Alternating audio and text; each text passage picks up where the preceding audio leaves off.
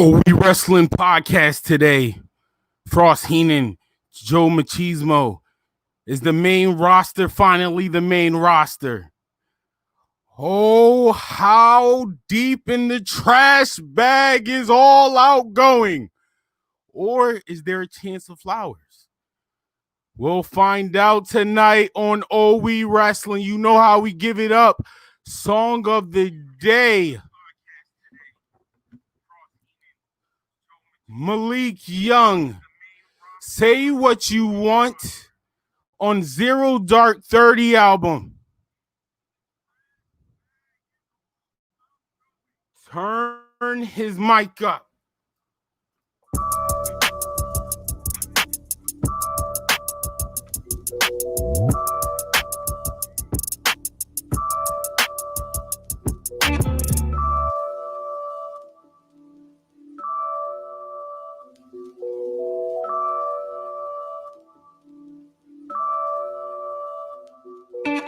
Up in scary hours thinking how to get this power of the dollar. Whatever the plan is, start manana. Cause bitches only love you if you buying Fashion Nova and some Prada. You get that, they bust it for sport. I feel 6'7", remember when my money was short. Child support tried to lock me, always had me in court. Had enemies all around me, had to build me a fort. A real G made it out that, of course.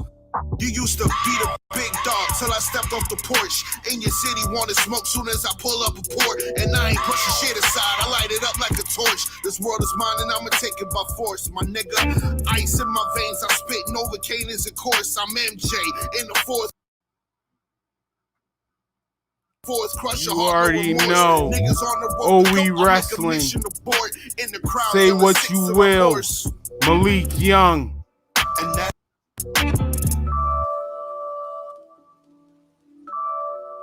Zero Dark 30 album. Relax. up in scary hours thinking how to get this power of the dollar. Whatever the plan is, start manana. Cause bitches only love you if you buying Fashion Nova and some Prada. You get that, they bust it for sport. I feel 6'7", remember when my money was short. Child support tried to lock me, always had me in court. Had enemies all around me, had to build me a fort. A real G made it out that, of course. You used to be the big dog till I stepped off the porch. In your city, wanted smoke soon as I pull up a port. And I ain't pushing shit aside, I light it up like a torch. This world is mine and I'ma take it by force. My nigga, ice in my veins, I spit Novocaine is a course. I'm MJ, in the fourth, crush your heart, no remorse. Niggas on the road to go, I make a mission abort. In the crowd, yelling 6 till I'm hoarse. And that's real, nigga. Say what you will, nigga, but I will kill niggas. Chillin' on my block, yeah. I'm just trying to build gloves on, serving fiends. They gon' either hurt or heal, niggas. That's real, nigga. Say what you will, nigga, but I will kill niggas. Chillin' on my block, yeah. I'm just trying to build gloves on, serving fiends. They gon' either hurt or heal, niggas. Feel like I'm next up now, letting these niggas catch up. Suckin' my dream for a long time just mean I got my rest up. I'm just getting back in shape. This not even my best stuff. Give it to them raw, cause they can't bite it. It's too tough. Try to throw dirt on my name. Till I stepped up to wipe that dirt off my sneaks, nigga. Never been no pool putt. Every day I say one prayer, that's for you niggas to do something. Once I press this button, so much Malik Young, Say What You Will. Zero Dark 30 album. Money with it, crooked smile. All a nigga wanna do is floss on them. Shit get wild when you can't even feed your fucking child. Got a boss on them. Boss. Never mix friends with my bag, so I never have to take a loss from them. Never lost, nigga. Before they wouldn't give me a penny for my thoughts, best believe now that's costing them. And that's real, nigga. Say what you will, nigga, but I will kill niggas. Chillin' on my block, yeah. I'm just trying to build gloves on, serving fiends. They gon' either hurt or heal, niggas. And that's real, nigga. Say what you will, nigga, but I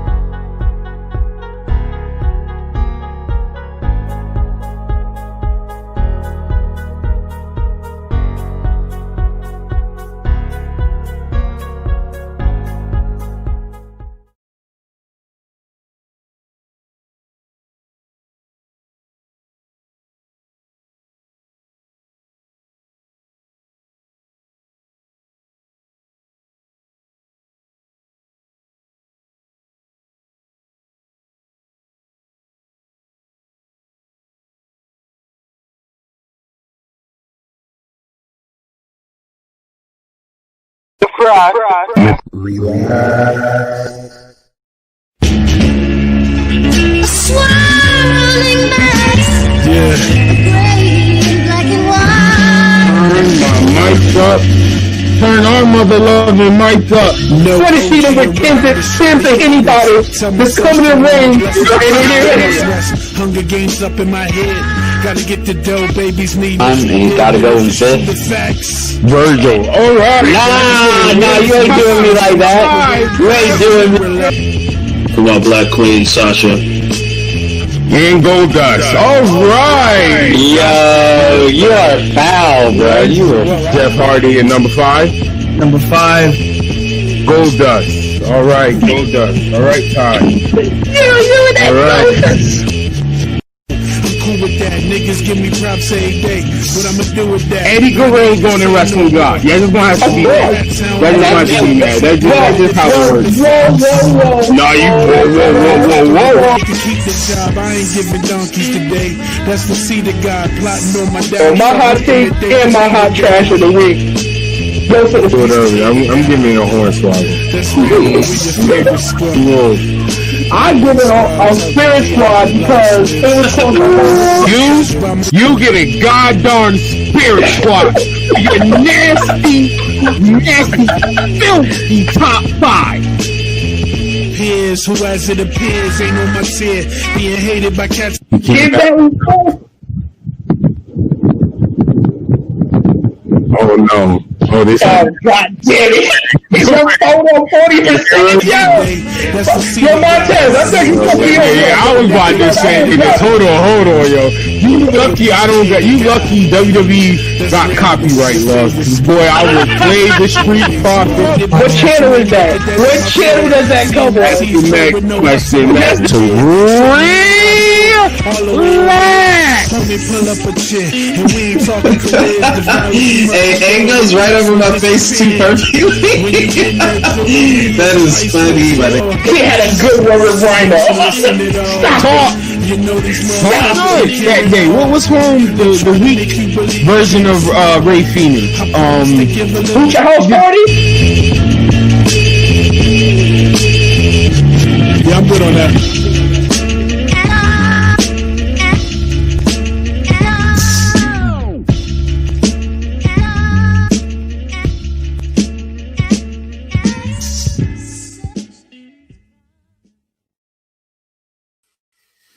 Turn my mic up.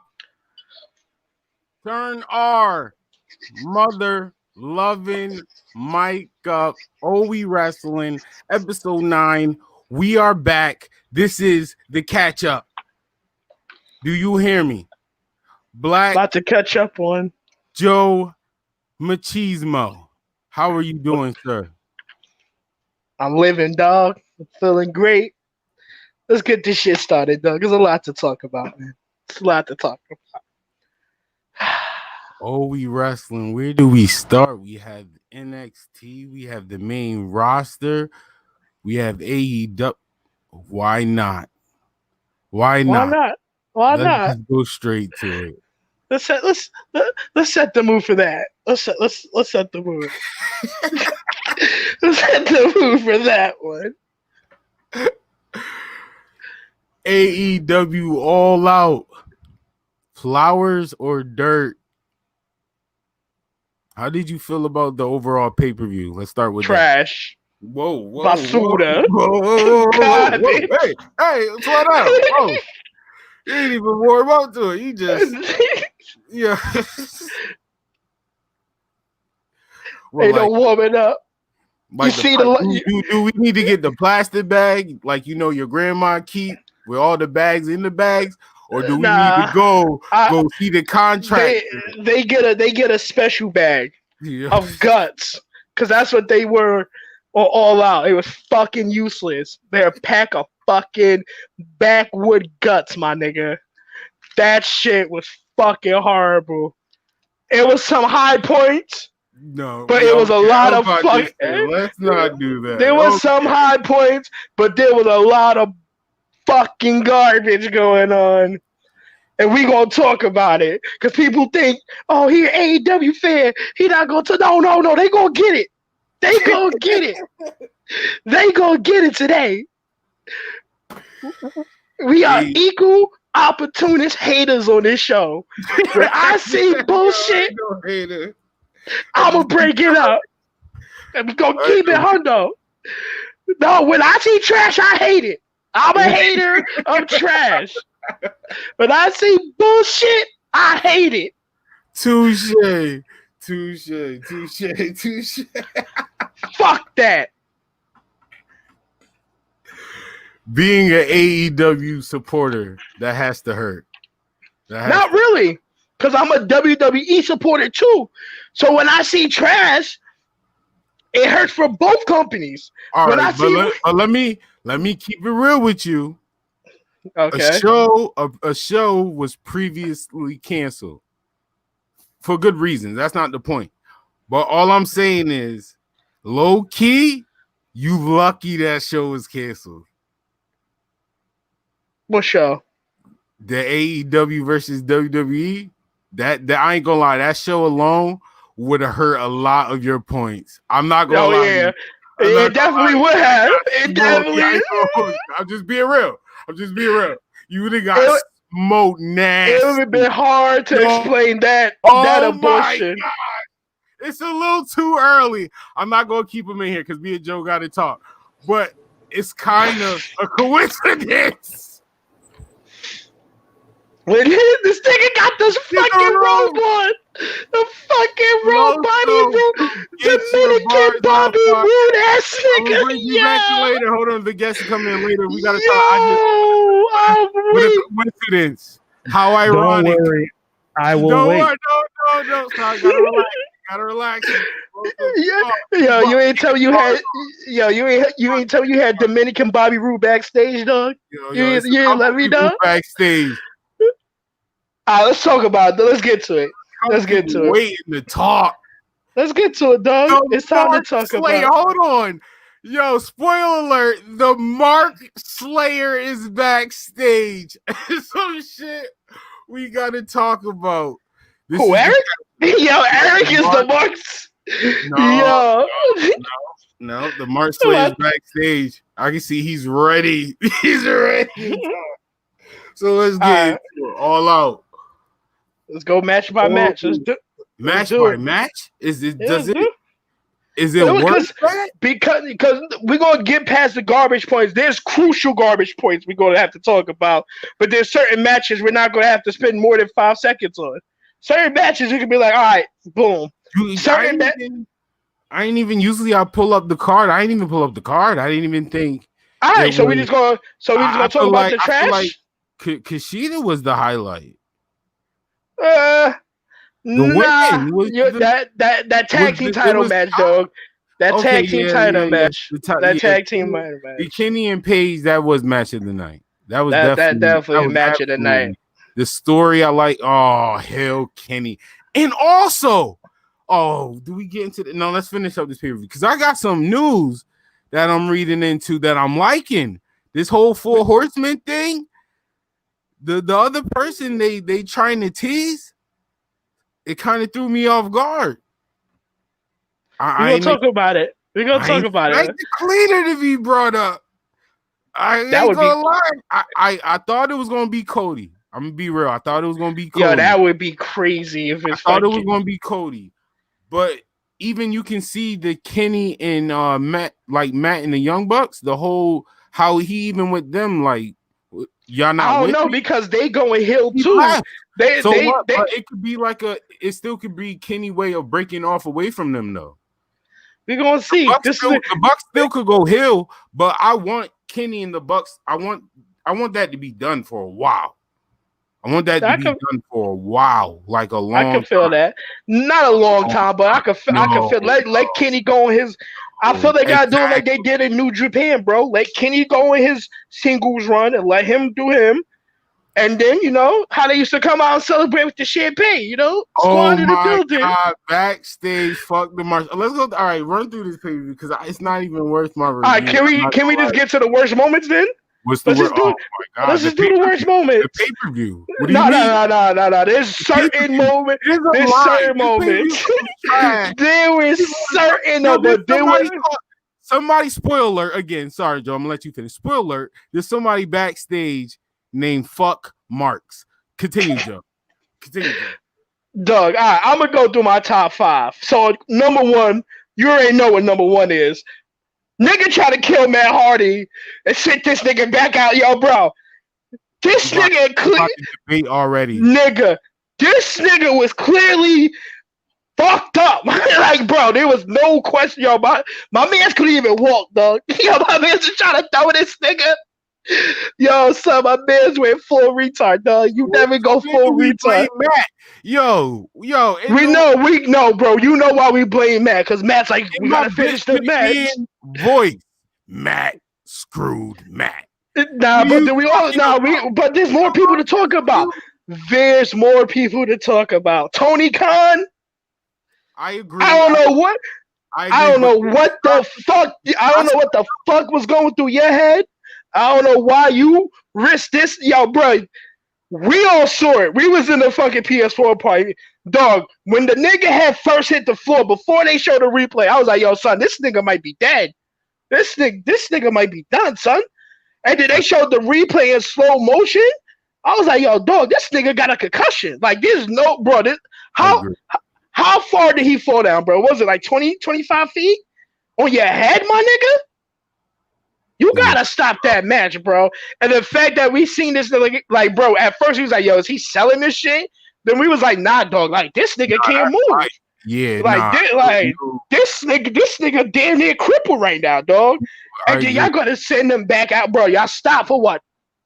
8 minutes, 9 minutes, and it had a nigga clearly concussed.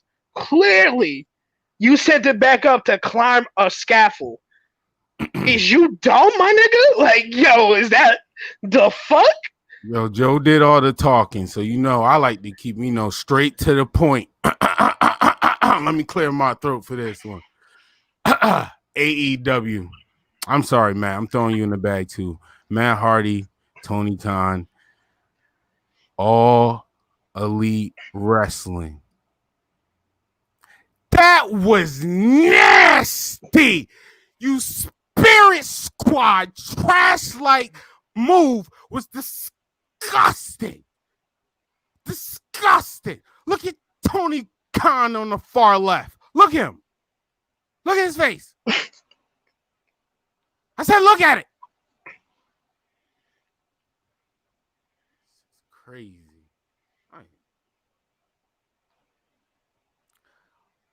So since we on All Elite, let's stay on All Elite. Let's bring some guests in one by one. He was here first. Ladies and gentlemen, the Mark Slayer. What's good, yo? What's good? What's good, bro? How you living, my guy? Just taking it at a time, bro. I feel you know how this works. And we're talking about AEW.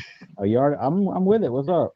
What we getting into? Top 5 AEW wrestlers currently. In order or not? No, whatever. Kenny, Sammy Guevara, The Killer, Cody, Scorpio, Sunny Kiss. I don't want to press the your lips.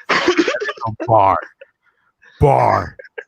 Since I'm getting my bars off. Hold on, since I'm getting my bars off. Ladies and gentlemen, Los Cornette. Gentlemen, thank you for having me. How you living, my guy? How you living? Oh, man. Just, stacking and banging. You already know, man. All right, I feel you. Top 5 All Elite wrestlers. Top 5? All Sunny Kiss. That's crazy. That's a first where somebody whole list was all set. That is crazy. Get your bars off, Loso. Joe. That was a new one. Records. That was new. I didn't even see that coming. Damn, 5 sunny kisses. That's crazy. I've heard of 5 Dylons. He said 5 sunny kisses. That's crazy. That's fire. Yeah, ain't nothing wrong with Sunny Kiss. I just don't get the gimmick. What the? Anyway, introducing Mark. Hold up. My nigga come and get your bars off, and you ain't let him get not one bar off. Just cut it. He can get them off on Tuesday. That sounds like a Tuesday problem. Damn. Whew. Well, I mean, you're talking about all elite. You might as well bring in the most elite. You know, this is what we do here. Yes, sir. All right, sir. How about them Cowboys, nigga? How about the Cowboys? Hey, I won in fantasy though. I know that shit. I won in fantasy. No, I got what's his name? I got 2 players playing tonight, and he got the quarterback from the Giants. I'm not too worried. I'm not too worried. I would have beat most people this week. I think 2 of y'all right now would have beat me. Everybody else was playing victim. That one nigga named Kenny. Yeah, that's why I'm playing this week. That's why I'm good. That nigga got his ass whooped. God, bro, I had to make bro. I didn't believe it when I logged on and I went through all the points. And it was 5 o'clock, and this nigga had 21 points. I was like, nigga, what? Was this nigga's eyes closed? Like, dead ass, bro. Like, this nigga was just picking. This nigga picked a kicker in the 3rd round or some shit. There ain't no way you had 21 points. Good week 1 matchup for me. I'll take it. But that ain't why we're here. You know why Facts. we're here. Top 5 AEW wrestlers, and you're not gonna say Sunny Kiss. It can't be. I'm not. No order. Phoenix. Joey Janela.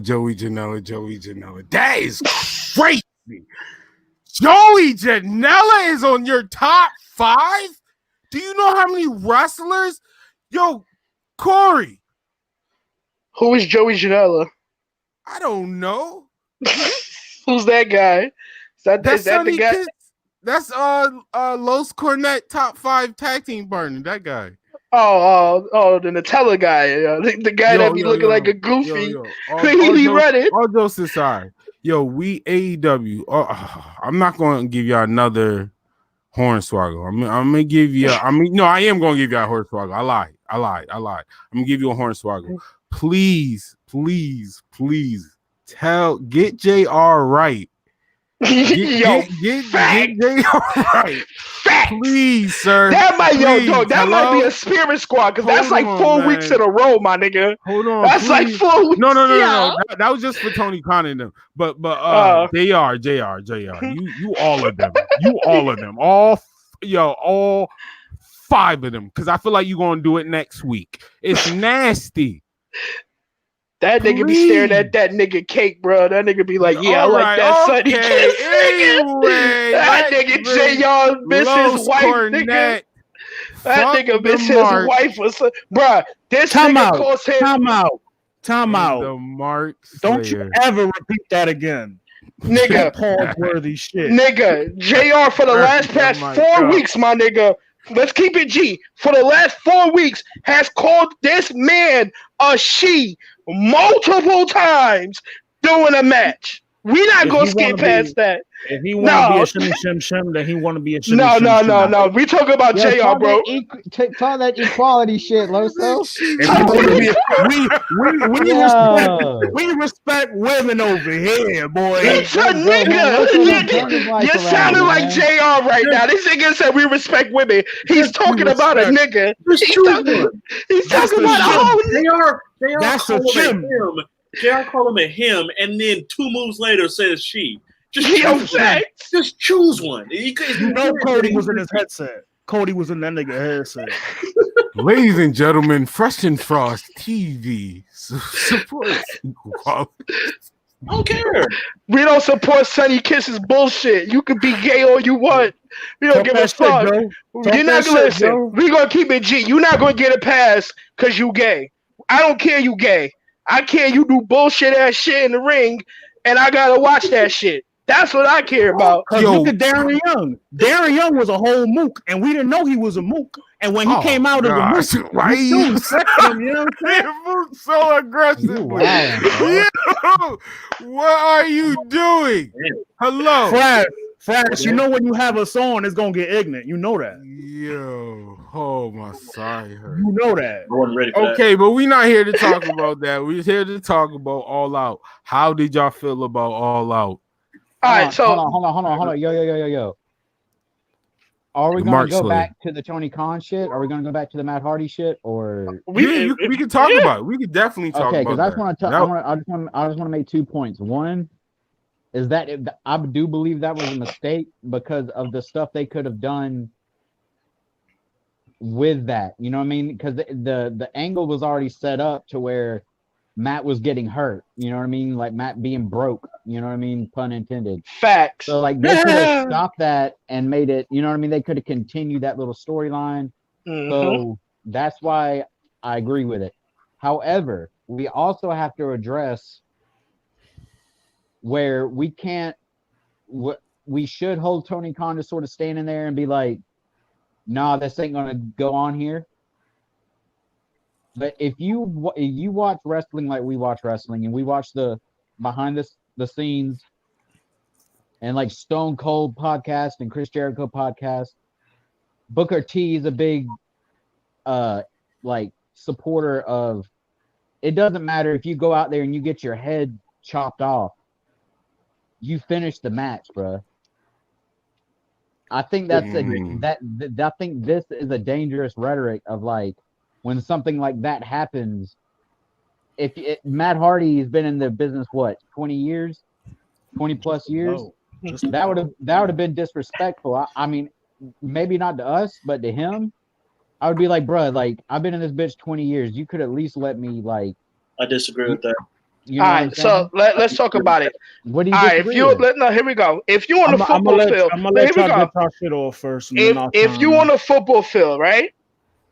And you get a fucking concussion, and it's a bad concussion where we visibly see you're concussed, them coaches are not going to send you back in that game, bro. Okay, but Kurt Angle was concussed when he got his head slammed into the fucking but with a pedigree to the table. It's different when you Brock Lesnar shooting star splash. Listen. Yo nigga, he broke bro, his here neck. we go. I hear what y'all saying. He didn't fall for 28 feet and visibly couldn't walk. He might as well. He was 20 feet in the air. Okay, bro, listen. He broke his neck. I hear what you're saying. I hear what you're saying. He had literally one move and the match was over. I'm talking about somebody visibly falling, then trying to get up, right? And we see he can't stand already, right? So they still kayfabe fighting. Bro, this man tried to throw Sammy Guevara. You're not getting my point. He looked like he almost died, my nigga. He looked like he was about to die. Can I have you talk my for 2 point seconds? is that the other let me make my point clear because you're not arguing, you're not saying my point. My point is that the other guys in the back, the boys in the back, and people in wrestling look down on that. That's right, what my point Joe. is. I hear what you're saying, but what the Mark Slayer is saying that you're not getting it from an actual professional wrestler point of view. Like backstage, you've been doing this for 20 years. That's something you used to. Well, the reason why I bring up Brock Lesnar and stuff because that's around that era. We know Brock Lesnar. As a young fan, you are looking like, yo, he's not able to do this. Yeah, like call the match. Yeah, like we seen it. The whole move, the landing of the move was outrageous, and he still finished the match. When the wrestler tells you himself that he can go, though, I mean, you can only stop them so much. You know what I'm saying? That's why, Joe. This goes back to me saying, Joe. This is why I keep highlighting you, Joe. I hear you. I agree with you on everybody else. I swear I do. Yeah, Tony Khan should have stopped it. But what I'm saying is, why I keep saying this, we have to start with the wrestler. We have to start with Matt Hardy. But here we go. Bro, Here we go. I just got one thing to say. But let me let me say one thing. Let me say one thing. We're gonna listen to a concussed wrestler. That's what I'm saying to you. I hear what you mean. Once again, if you let me. Once again, let me finish. Yes, because what Loso said, it's a vet. He's a 20-year vet. No, like, bro. When I say he shouldn't get a pass, and I'm not saying he's right. Don't get it twisted. We know he's concussed, like I'm saying, but it's hard the argument of the business part. You're still not getting the wrestler, like the actual professional wrestler. No, listen, and how they carry stuff. As a fan, I agree with you. But sometimes, bro, it's the same thing on the football field. Sometimes you have to sacrifice things, bro. It doesn't matter. Okay, finish the bro. This nigga couldn't. Not even that. To me, and maybe it's because I watch a lot of MMA too. You're supposed to protect them. Yeah, I do, Derek. Times. But that's not the environment. That's not the climate. But I don't like. I agree with the multiple tables too, Gerard. Some situations you have to take it out of the performer's hands. And to me, that was a situation that you have to, like, the referee looked at him up close and said, "Oh, fuck instantly." No. He said instantly. And Aubrey said, "No, X up. This is done." And you can't 3 times. All right, so look. But you can't. The amount of time that it took, like they followed him walking. He hadn't been concussion checked. They took a break through the curtain too. If you that's what I'm saying. That's what I'm saying. When from the time they went in to the time that camera went back on them, couldn't have been more than 2 minutes. Couldn't have been. There's no way, zero way you can administer an actual concussion check and know that he was good. There's no way you could have. They took him at his word. They took a bet at his word. That's my job. But see y'all still Frost is the only one that's grasping what else. This ain't back. We know better now. It's one thing back then when we didn't know and people didn't take concussion seriously and all that shit. We know how detrimental this can be. Bro, he got affect your mental. We know how fucked up that. He got 3 sons at home, bro. This day and age, when you know better, you can't. Back in Brock's day, people had concussion. You got a bump on the head, whatever. You let them keep going. These days, we seen they did it to Daniel Bryan.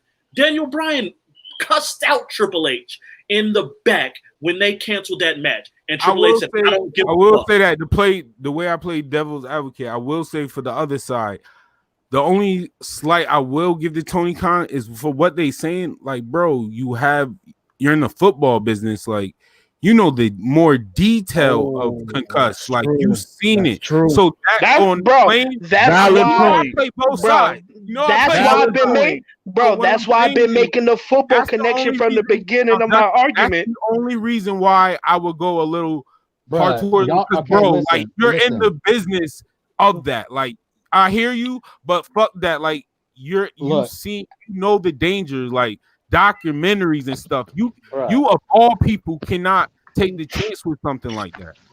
Listen, that's my point. So we all remember Sin Cara's botch, right? Where he tried to go off the top and bent his wrist completely fucking backwards, right? If you ever watch a professional wrestler comment on that, they always make fun of him.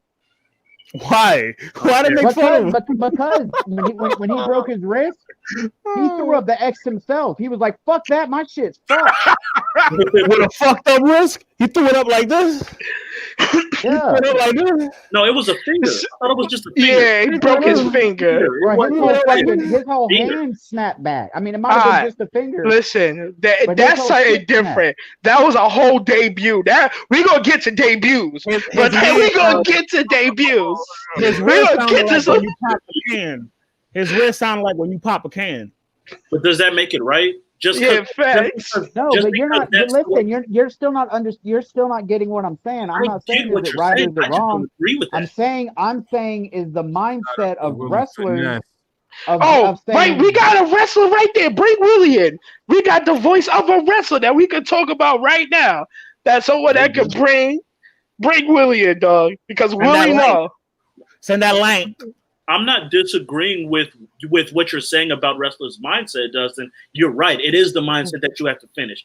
I'm saying I disagree that should be the case, and that's why you need to take it out of your hands. Corey. Especially because he climbed up a scaffold after it ain't like he then did one move on the ground. Yes, and I agree with you. Corey, but you're a 20-year vet, Corey. You're going to tell a 20-year vet. Mind you, this is Tony Khan's first wrestling venture. You're going to tell a 20-year vet who's proven. Yes, I'm going to tell somebody. In the business when Triple H did that to him.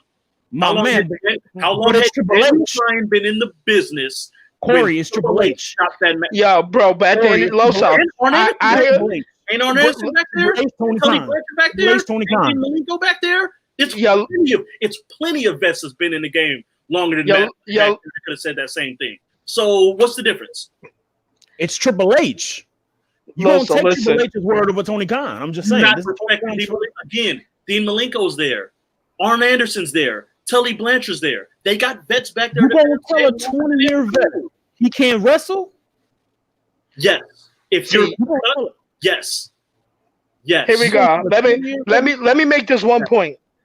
That whole thing right there where we saw that fake concussion thing going on, that's bigger than wrestling, bro. Remember, he's still part owner of the Jets. If they're doing this to his promotion, we've seen it, bro. It was so bad. They took it off of YouTube. They took the video clip of it off of YouTube, bro, because they knew. All right, this is bad. I gotta holler at a little blogger for the clip. Then I gotta holler at a little blogger, bro. It was so bad they had to take it off. So if you're gonna send a concussed wrestler to climb a scaffold, what are you gonna do to a football player? What are you gonna do? You gonna send him out there concussed? You gonna run him to the ground till his knees don't work no more or something? But that's the whole point. Is that's not in the mindset of an NFL player. Like if you ever listen to like go listen to Bobby Heenan, go listen to Roddy Piper. You don't pick them up first. Go listen to the old school folks, bro. That's like a chip of pride for them. Whoa! There will be no Bobby slander, all that chuckling. What did I say? Whoa. I didn't say shit. He went full Gucci man. He said, "Go dig your partner up, homie," but he can't say shit. Yo, why you putting smut on my name, dog? Yo, who said that? Why you putting smut on my name, dog? I didn't say shit. Nigga Loso, he was talking crazy. You ain't hear this nigga, dog? You gotta talk to this nigga, dog. You gotta talk to this man. Nah, but let's get back. Anyway, that's like a badge of honor for them. You know what I mean? Of doing that. That's all I'm saying. I'm not us being forward thinking and progressive. Of course, people that are injured doesn't make sense from a business standpoint or as a health standpoint. But my whole argument is like what we're all three of us are saying is you're telling that to a 20-year-old vet who's not. I'm sure Sammy Guevara. I'm sure if it was switched, Sammy would have been like, man, fuck that. Like I'm messed up. You know what I'm saying? Sammy in the 20-year vet though. Not necessarily. That's my point. That's exactly his point though. But I think that's why you have to take it out of their hands. Is my point. Like to me, that's why you have to You're not gonna listen. You're not gonna listen to somebody logically with a concussion. That's like your homie getting a concussion and trying to go to sleep, and you're like, "Yo, dog, what are you doing?" But it's the same logic. Talking about football, it's the same thing. Like with the Brett Favre thing, right? Like everybody knew he was washed. He was getting injured. He was getting hurt, but they couldn't tell him when to walk away. But that's why, like, you're liking it to. To corners in MMA. Because how many times do they go, yo, the fighter's like, no, I'm good. Let me go out there. I want to go out on my shield. The corner is supposed to go, no, I'm not Yeah, gonna. but MMA wasn't built off doing that. WWE and wrestling It has absolutely was. 100 years. I just, to me, there's points where you have to take it out of the performer's hands because And I agree with you. That's what I'm saying. It's the mindset that I brought up. It's the mindset of being called a pussy if you're that good old boy, snap the your good old fucking boy wrist back. mindset. It's old I school. think It's a good old boy that mindset. I'd argue that more so happens when the wrestler, like you said, Sin Cara was like, "Oh no, fuck this." I'm out.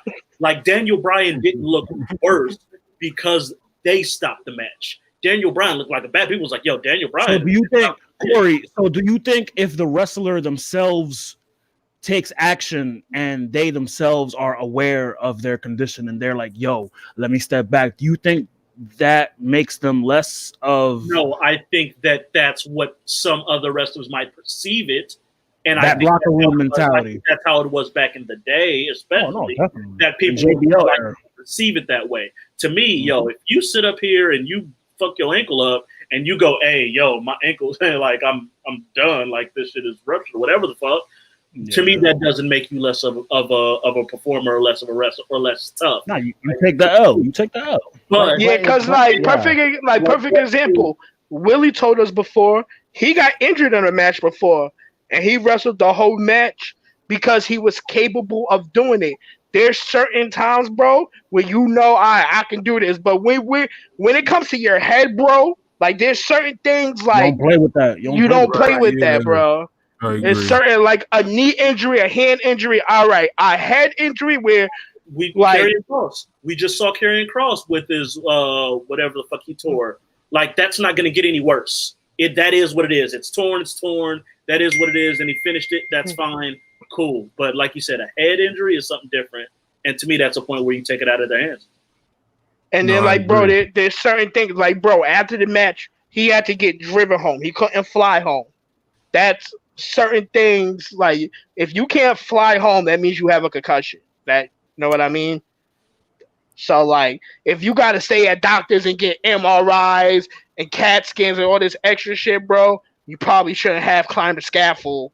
Talk that shit, Joe. Because I'm just saying, like, if you had to drive home, your wife got to drive you back and forth still, you still can't fly. Like, it's like 2 weeks. And you know Reeby Custom clean the fuck out, too. I was just about to say that. What do you guys think of Reeby's reaction to all this? 100%. Listen, legit, because she told him, don't be stupid. Imagine telling your life partner, don't be stupid. I understand her anger. I want a wife like Reeby. I take that. Yeah, I feel you. She hold it down. I want a wife like Reeby, dog. She always hold it down.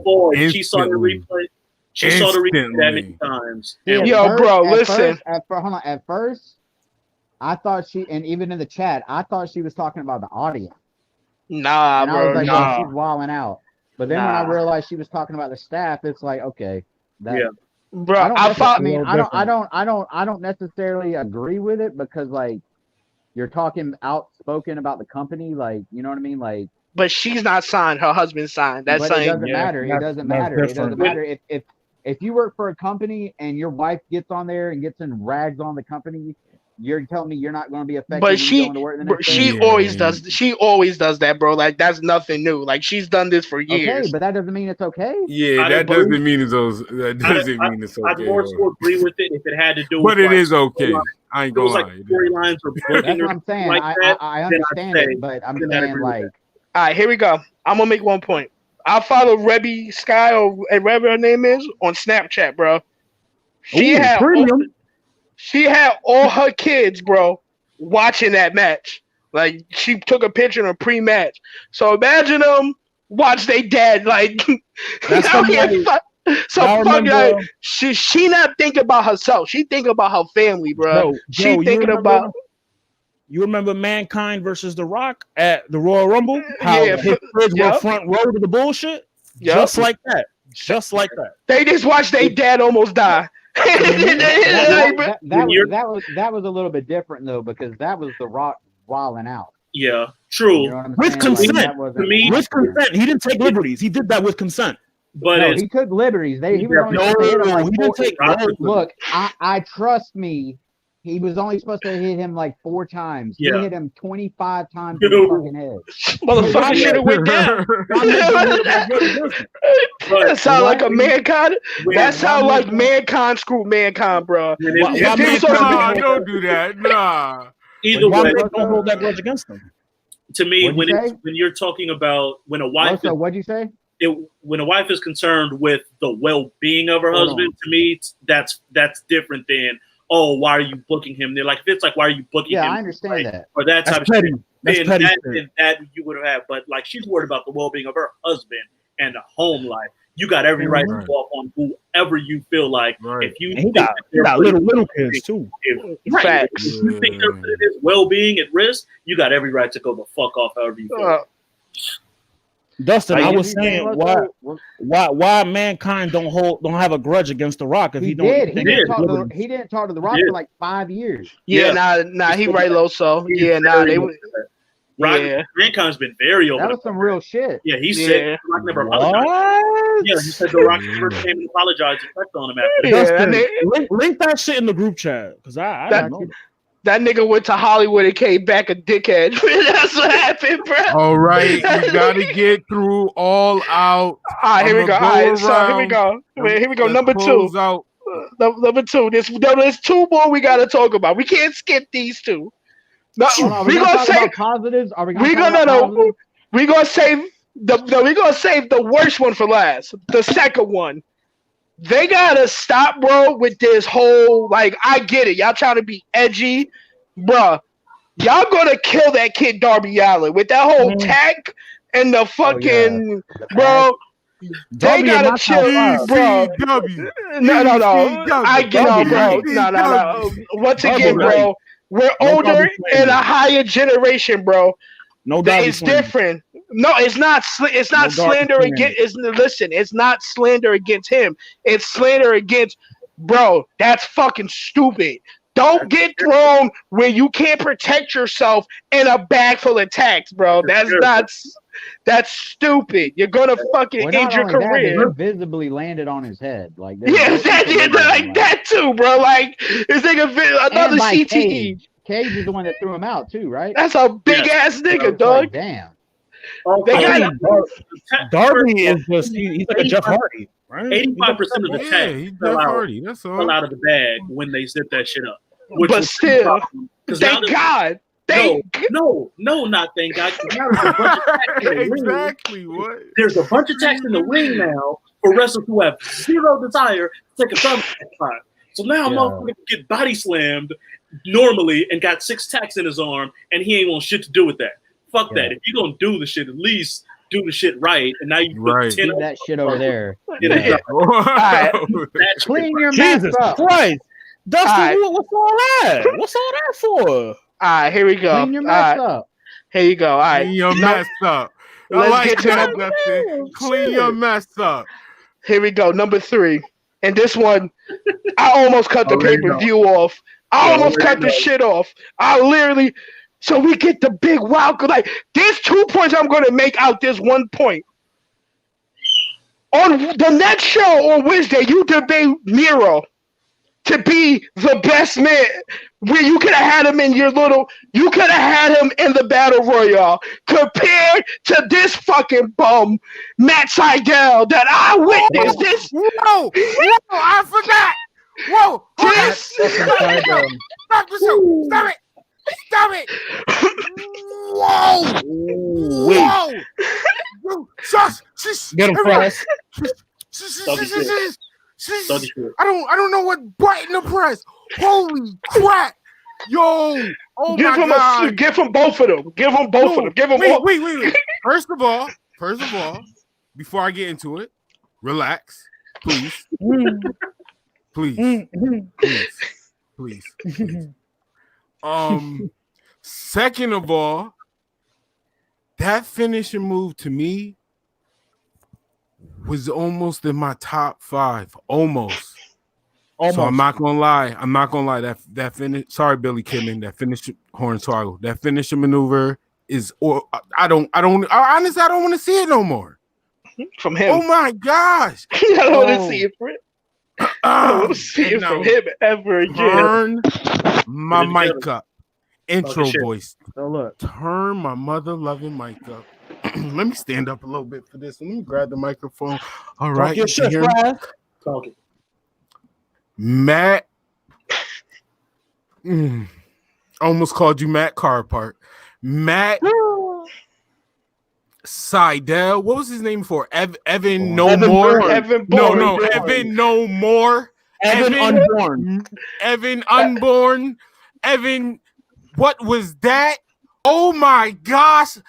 Debuts after debuts. We even talked about Sin Cara, but I am sorry. How you deliver a beautiful knee to hype people up like, oh shoot, to only get on the top fucking rope and slip that. Yo, I seen your video in slow motion how you missed. It was so nasty.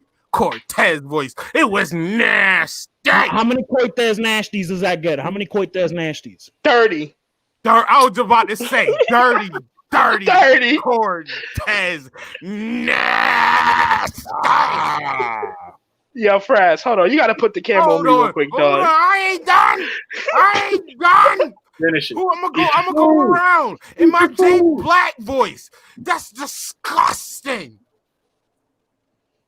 And in my Sir Frost voice, Matt Seidel, your whole debut, your whole attire, your whole gimmick, your whole walk, your whole knee pad, everything gets a mother-loving spirit squad because it's trash. Oh, he You going in. missed. You slipped on a pay-per-view. You slipped. We was already disappointed it was you. When motherfucking Miro is backstage. The Kid Miro? No, nigga, not the Kid Miro. It might as well, baby. Yo, facts. He would have given you he would have given you a little more. He would have given you more than Listen, Miro. hold on, listen. Nah, Put come the on, man. put the Come on, camera, don't- put the don't- camera don't- on, put the don't camera Miro on. slander, bro. Okay, Put the camera on. Here we go. Stephen A. Joe. Bro, listen, here we go. Hot take. Put the camera on me. So episode 2, Frass, we had a conversation about AEW debuts and how they trash, right? Oh my God, Joe. I don't And even I want to tried- count that one. Here we go. No, I'm gonna keep it real with you. I told you when I gotta keep it real, I'm gonna keep it real. Now we had that discussion episode 2. I tried to fight and get these niggas the benefit of the doubt, dog. I was like, nah, it ain't all that bad. I was like, we still got Brody Lee. We got this.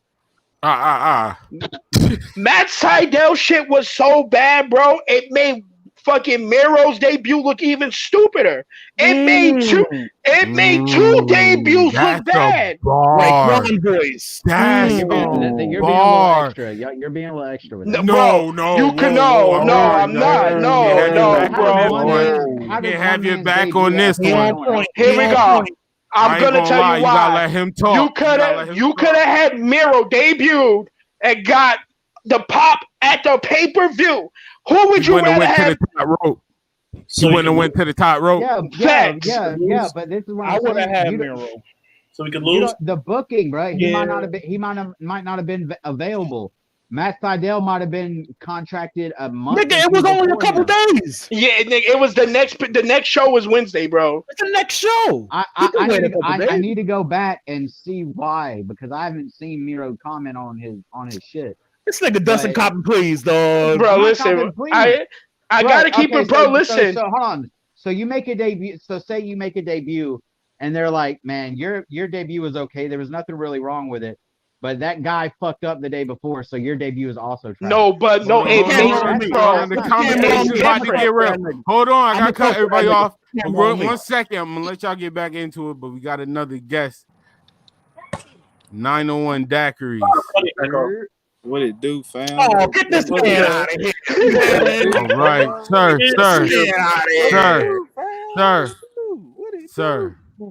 sir, I need your top 5 AEW wrestlers currently.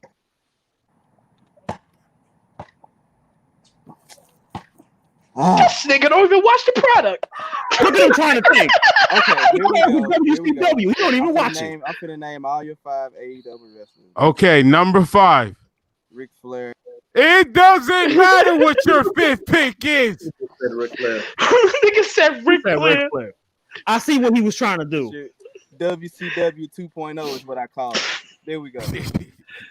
At least they would say it. They would have said a could cuss Matt Hardy out there to fucking die again. No, they would just make Put the camera on me. I'm gonna talk to Dustin real quick. Put the camera on me. What's up? Here we go. Dustin, look here. Let me get in my cornet bag, right? AEW, right? You're hyped from the start. Okay, you are hyped from the start, right? Dean Ambrose, John Moxley debut, fire. Chris Jericho debuting at the press conference, fire. You know what I'm saying? Even Brody Lee, kind of fire, right? So you know what I'm saying? You set this, you set the bar a little high for yourself. You already know you need to kill it with the debuts.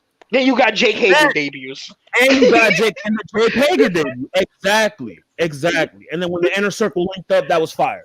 And then you have Matt Sydal, who, by the way, Matt Sydal has been around for like 50 years. Okay, basic in-ring training. You should know. You should know. Okay, my nigga, you have been wrestling since I was 10 years old. Okay, so you should already know how to get on the top rope and launch and whatever, right? Wow. You know what I'm saying? Instead of spending time with Matt Sydal, you had Miro waiting. You know what I'm saying? When did Miro leave WWE? Didn't he leave WWE? You're acting like Miro was like, yo, let me go out there. And they were like, nah. No, I get what you. No, we Dustin, we get that point. We get that point. Like y'all are saying that after the fact, y'all are saying that after the fact that y'all knew Miro was there. That's like your mom makes dinner and it's some bullshit. And the next day she makes some fucking spaghetti, and you're like, "What the fuck, you stupid bitch?" And she's like, "I didn't have the shit." No, listen. No. Here we go. Can I rebuttal? Let me rebuttal that one. Because let me get back.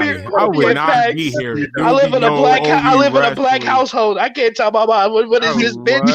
Nigga, I wouldn't. That's the way y'all. I'm a grown ass man. By myself, I'm a grown ass man, and I still want to say this, Mama. I never said that, Mama. I'm saying that's the way. That's the aggression you're bringing. No. I'm not bringing. Listen. The aggression goes to one person and one person in particular, and his name is fucking Tony fucking Khan. Once again, this is why he in the trash bag again. You had Miro. You had fucking Miro. I don't know, yo. I got something to say. Now I'm about to be on Dustin's side. Who's a bigger draw? Who's a bigger draw? Miro. So on your pay-per-view, Listen, Miro's not a bigger draw. Yes, he is. Yes, he is. But no on fully blaming Tony Khan. I feel like so who we blame? We're not gonna act like Cody and them don't have like a big part of it. Then throw them in there too. I'm sorry. I'm not gonna sit here and believe Tony Khan is like really Vince McMahon backstage. I believe them niggas are just decent enough writers. They still WCW, NWO, Scott Hall, Kevin Nash, Hollywood Hogan backstage, and Tony Khan just smiling because they know what they doing. That's the only difference. They know how to make money. Let me ask something. Y'all not gonna disrespect Miro though. I'm not. Let me ask. He's not. No, we're not. But now hold on. Let Corey get his bars off. Wait. Let Corey get his bars off. Let me ask one thing. You put Miro in that battle royal. Is he winning? And if he's not winning, you don't know that? Is he winning that battle royal? Listen, here we go. Corey, to answer your question. Let Corey finish. Let Corey finish. In the battle royal, everyone's gonna go. Here y'all go, pushing another former WWE guy. And if he loses the battle royal, turn your mic up, Corey. Why did y'all sit here and bring him in only for him to lose? Turn your mic up, Corey. Here we go. I got an answer to this question right now. Listen, he doesn't have to win. He could lose to build a storyline. There was so many hills in that ring when Matt Sydal. Listen, you can build it. We're not talking about WWE storylines. We're talking about you have a whole. You had five hill factions in that match. Something how they teamed up on what you call it at the end of the match. They just teamed up on Miro. I don't want to see Miro. Bro, he's in a faction with the queer boy and Penelope Ford. What would you rather have? He's in a faction. He's the best man to a move. Bro, he's about to have his reverse cuck angle with queer boy and Penelope Ford. We watching reverse WWE product right now. So wait, you telling me that Miro's a babyface? For now, till he spring out Penelope Ford, he out here slowing her out. So you say that to be on Corey's side. When did they announce I got the same thing for Jared. The whole best friend gimmick? When they announced the best friend gimmick? Because I'm 100% sure Miro was locked in for this best friend storyline. Yeah, bro, he's reversing the cuck angle. Bobby Lashley took his bitch and he learned from Bobby. Now I'm gonna take another nigga bitch on another nigga show. I'm telling, give it 3 to 4 weeks, bro, and I'm watch. When we revisit this in 3 weeks, you're like, oh damn, Rusev is out here taking Penelope for his bitch. If we would have debuted and lost, it would have been so much. Here we go. Debut and loss to a faction, taking him out, or being the best man to Queer Boy and Penelope Ford, bro. Let's keep it, bro. This is all what ifs and shit. Like, bro, the nigga is trash. The story just started. No, I call it because he not really queer. He just be dressing like one. He be taking fashion advice from Sonny Kiss. But you're just talking about how good the debatable. You just sitting here and talk about how good the writers are in AEW and how good they are with storylines. Yeah, that don't mean okay, listen. But listen. The storyline's still gonna be funny and good. I'm saying it could have been a better storyline to debut a bigger star on the pay-per-view. To take a loss. Have the talking stick. You don't get. Have the talking stick. And not have a Kenny Omega didn't take a loss when his first match. He took a loss. And what is he going to be there? Bro, Kenny Omega has one of the best records in AEW. What are y'all talking about? He's the face of the company. Nah, bro, you can Miro. Can I interject? I think Miro would have at least, had he not won, I feel like his debut would have been fine because I don't think he would have boxed like Sydal. That's what we're trying to prove. That's what we're trying to prove. No, I agree on that part. I agree with Joe with that Matt Sydal messed up both days. Like Frass, I get it. Y'all see him before we saw the botch. I'm talking about we visibly saw that botch and we know like if we was in the writing staff and we seen that shit. A perfect example. Gerard doesn't watch wrestling. I mean AEW. Let's say that.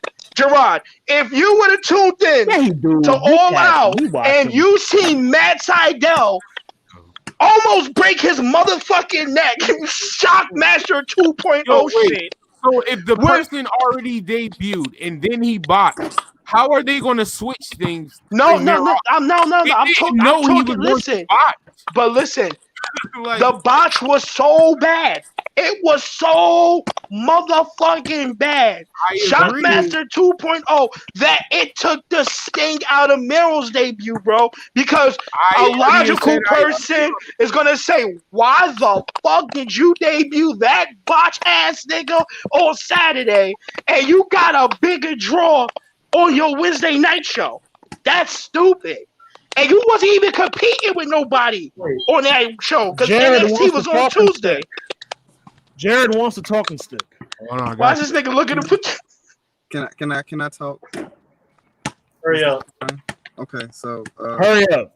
I do watch AEW sometimes. You know, I feel like watching WCW again. I watch AEW. Oh my this god! Nigga. Get him out. I saw what? Yo, I saw the damn botch, bro, and I don't see how another nigga botching is ruining another nigga's debut. I'm sorry. Because if you have both wrestlers signed, all right, Gerard, you're running the company, right? You're the head company. You writing the checks, right? You have Matt Sydal and you have Miro. Who you debuting at your pay-per-view that people are paying for? Who are you debuting? I would debut Rusev. I'm sorry. Because he's bigger. He's bigger. He's a bigger name. Let's go to the next person. That's what I'm talking about. I'm talking about. But wait a Yeah, minute. bro, but you're acting like you know the would fine not print. sign Like, Matt Sydal to begin with. Let's. Is Matt Sydal definitely signed? Oh, this conversation took a whole other turn. He said, "I'm not signing that jobber." I would not sign him because he reminds. AL Frass already trying to get buzzed in. Yeah, I know. You gotta wait. Home turn. I was, Yeah, I wouldn't sign Matt Sydal. A debut, you would have been just there, like you would have been in the crowd. You would have the camera with a panda. You would have seen him. He wouldn't even did that. You would have been More like, people, like a 30-man battle royal. He would just more people know. He would have been the referee or something. More people know Rusev in 2020 than Matt Sydal. I'm just saying. So he bigger. So if you're not, what do you call it? If you're not promoting that he's going to be there on the pay-per-view, then how is him being on the pay-per-view going to do you better, like bringing more pay-per-view buys? Shock value, bro. What would you rather have on the internet? Nobody's gonna buy the pay-per-view. Here we go. Listen. What would you rather have in the headlines at the end of your pay-per-view? Shockmaster 2.0 nearly breaks his fucking neck, or Miro debuts in AEW. What's going to bring more pull to your company? To be honest, he logged out. To be honest, I would really, the way I would have debuted Miro, bro, I wouldn't have said shit. I would have just had him come out, bro. Like, boom, on the pay-per-view. I wouldn't have promoted it. I wouldn't have did nothing. The shock back as Joe said would have been amazing. But Matt Sydal would not get a check from my company. All right. Let's bring somebody else. Hold on. I'm bringing somebody else. Hold on. The other co-host from Get Your Bars Off podcast. Get him off my show. He gotta go. Whoa, hold on. Yo, let him know. Let this man know real quick, Frass. Let him know. We still got some bad blood here. Nobody has voted yet. First of all, talk to that man. This man has lost his mind. This is OH We Wrestling, starring Frass Heenan and Joe Machismo. Fuck he talking about? This is my show. Fuck he talking about? This that shit I be talking about. It's like we gave opportunities to niggas to get their shit off. And they act like that. Niggas trying to Vince McMahon our shit. How you trying to Vince McMahon our shit? Carried away, sir. You need to relax. All right?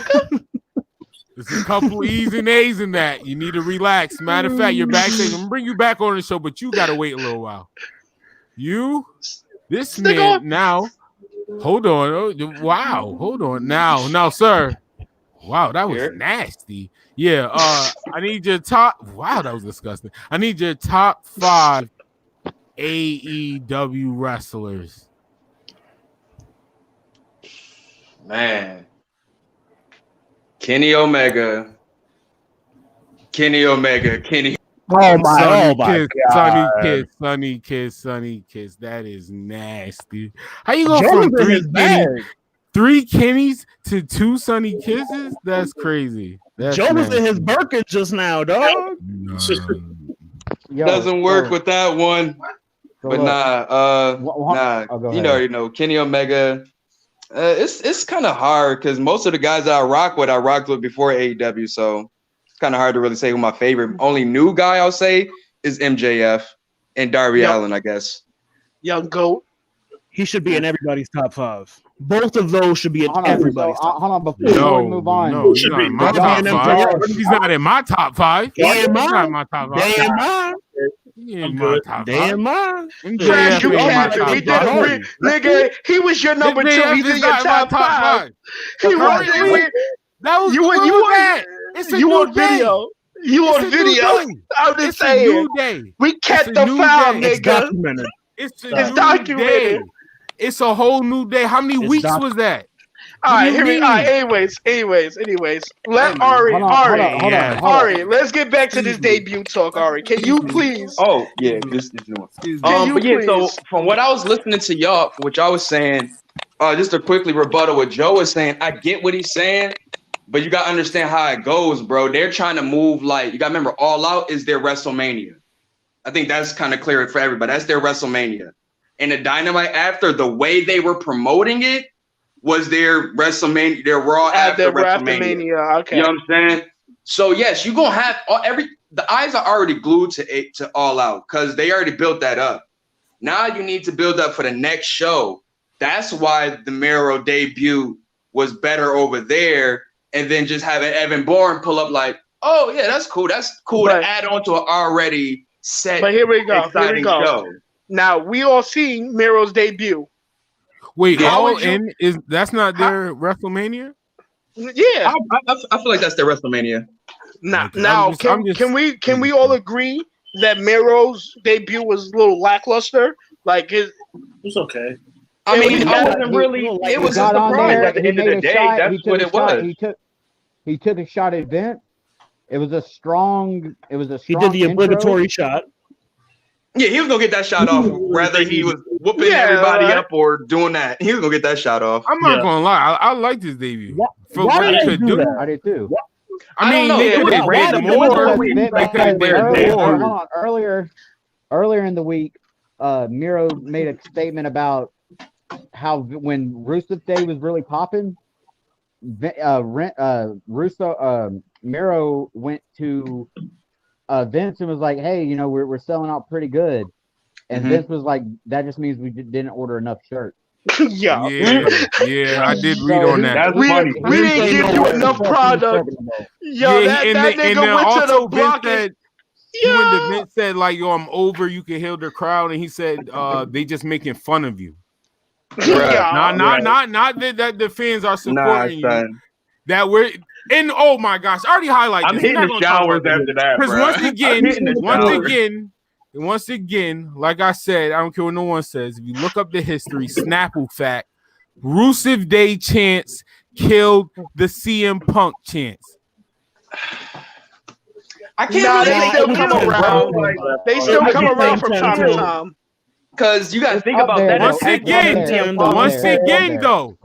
again, it was Rusev Day chants that overpowered and end up killing the CM Punk chants. When Rusev wasn't wrestling, it was the Roman booze. When a match was being booed, when match was being booed, it was CM Punk. Then it turned to Rusev Day. But then again, is that a good thing though? Is that a good thing? Yeah, because they want to see. Yes, it think is. about it though. When Rusev is in the ring, that nigga used to get the wild, like, yo, bro. Even like when he's comeback, bro. That nigga, you're not part of the match. Yeah, you're explaining part it of the match. But here we go. It's part of the whole thing. Remember when they was force feeding Roman Reigns every WrestleMania pay-per-view? People got tired of that shit, bro. Like that's what that was. Well, bro, at one point we all complained about a Roman Reigns, bro. There were certain things like, damn, we watching this nigga again, dog. This nigga in the main event again, dog. This nigga gonna do the super spear again, dog. Come on, dog. It was some moments. Day one, A1, huh? I'm a day one, A1 Roman Reigns fan. I don't flip flop when he turned heel. I'm a Roman Reigns fan now. I'm gonna keep it official. I was not fucking with Roman 2.5 years ago. If a 2.5-year-old Joe would have saw me and be like, "Oh, you a Roman fan now?" I'd be like, "Yo, just wait, my nigga. Go through the bullshit. Yeah, it's gonna get good. Some chick or Rona gonna come around, mask up. Roman gonna get better, dog. What you want to mask for? Don't worry, you'll find out. Yeah, you'll find out. Just prevent yourself from catching it. You know. I just think with Miro, I think what we've seen him like in WWE, we expect to see somewhat glimpse of that in a debut.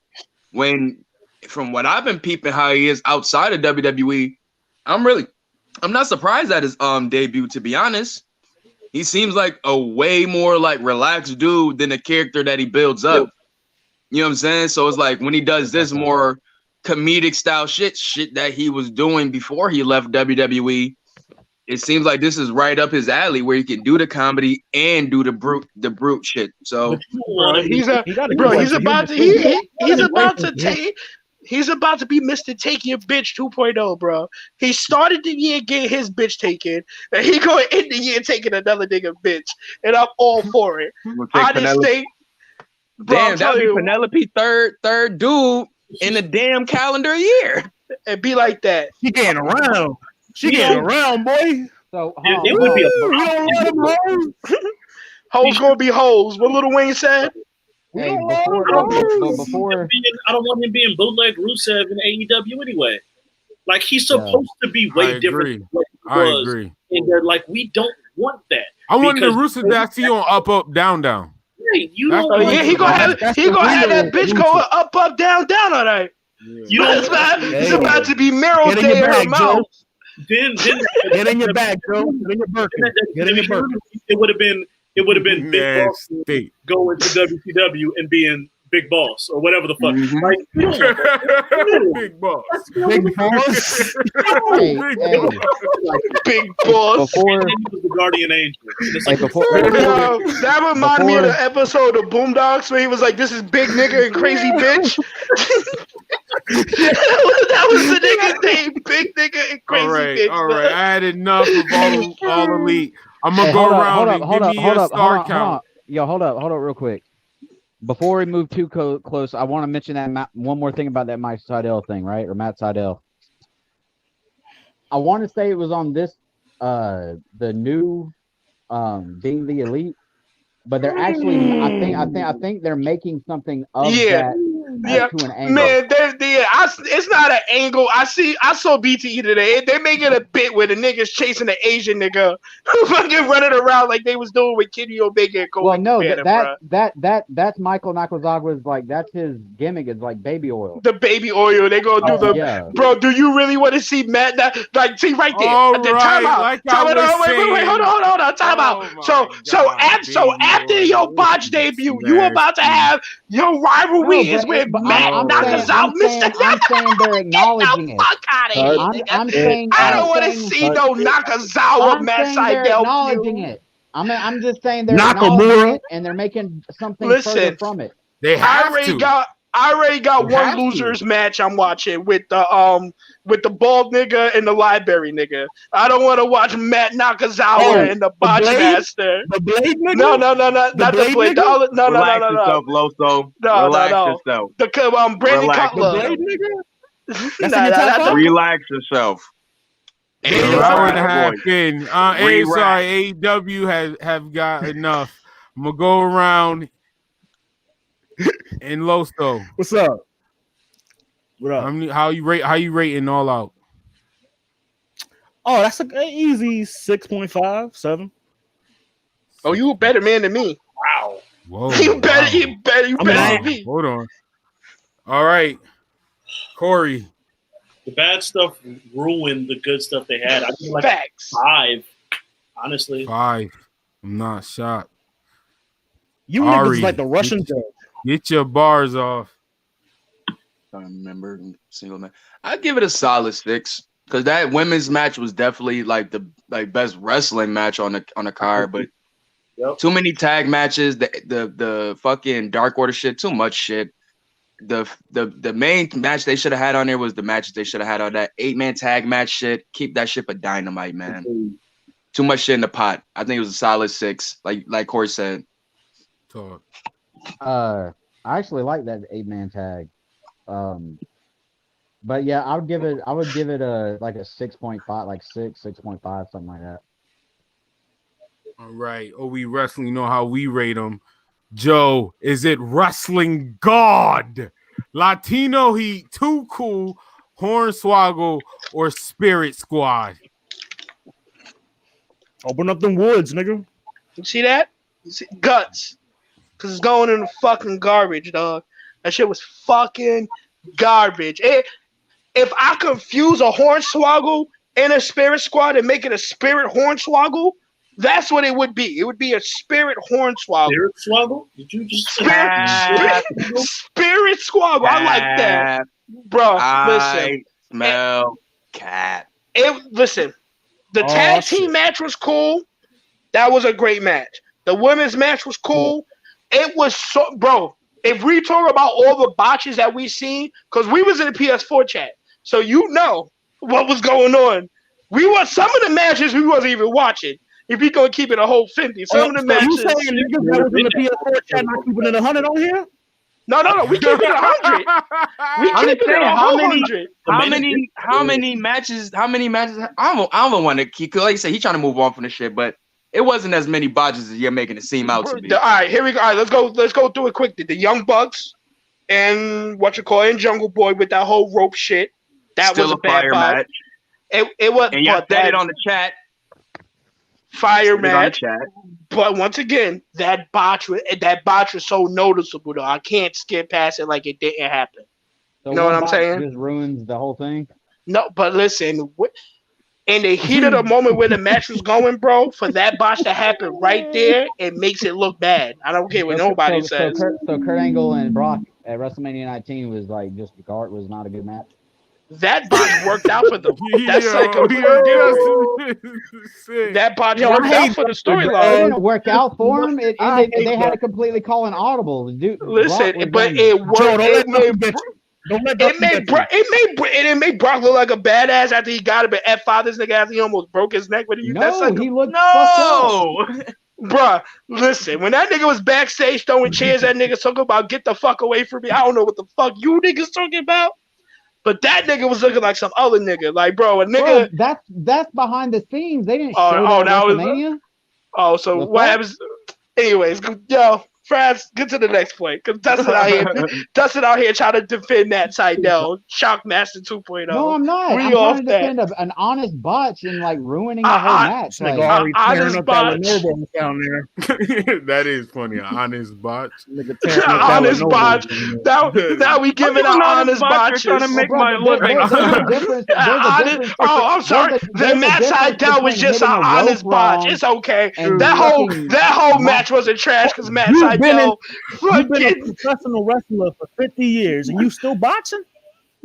Bro, everybody botches, bro. No, but bro, this is your WrestleMania. This is your Summer Match. This is your WrestleMania. You having botches, my nigga? Yo, bro, if Vince was back there, it would have been a lot of niggas fighting. In my Allen Iverson voice, we talking about botches? It was good stuff on there. It's just the stuff that was bad, really like the Matt Hardy stuff when that happened. And I waited. I don't even really want to watch this. I say that more so. I was waiting for that. Like even the tag match was great. Tag title match was great. That shit should not have been 30 minutes long. Like that shit, you cut that down to 20, 21 minutes. To me, it would have like by the time that shit forever. God damn, another kick out. But think about it. We know why they got that extra. We know why they got that extra time though. Because Matt Hardy almost fucking died. That's the only reason why they got extra time to do that. Like the main event was a good match, and I was checked out because I'm like, dog, it's been 3 going on 4 hours, and I'm low key checked out of this. Like that main event was not a bad main event. That was a good match. And it was like I just that's one of my favorite matches of the night. I agree with you on that. Because if you definitely want to be that alternative time and the way you time and sequence your matches and shit definitely plays a part. That is very true. That's all I gotta say. I'm good with AEW on that though. I ain't gonna lie. I'm gonna keep it 100 with y'all. I didn't like the pay-per-view. Facts. I didn't like it. The tag team match with Kenny Omega, I like the way that's going. I like where the story and everything. I watch AEW. Predictable. I watch AEW. Wait, let me get my bars. Pardon me. And I'm sorry. I'm glad it's over. The Young Bucks and Lucha shit. I was beyond sick of that. I'm sorry. The match is kind of predictable. Like, I'm sorry. Like, it's really laid out in your face. You know what's going to happen. I mean, some stuff is a twist, but I'm sorry. Overall, the matches got predictable after the second time.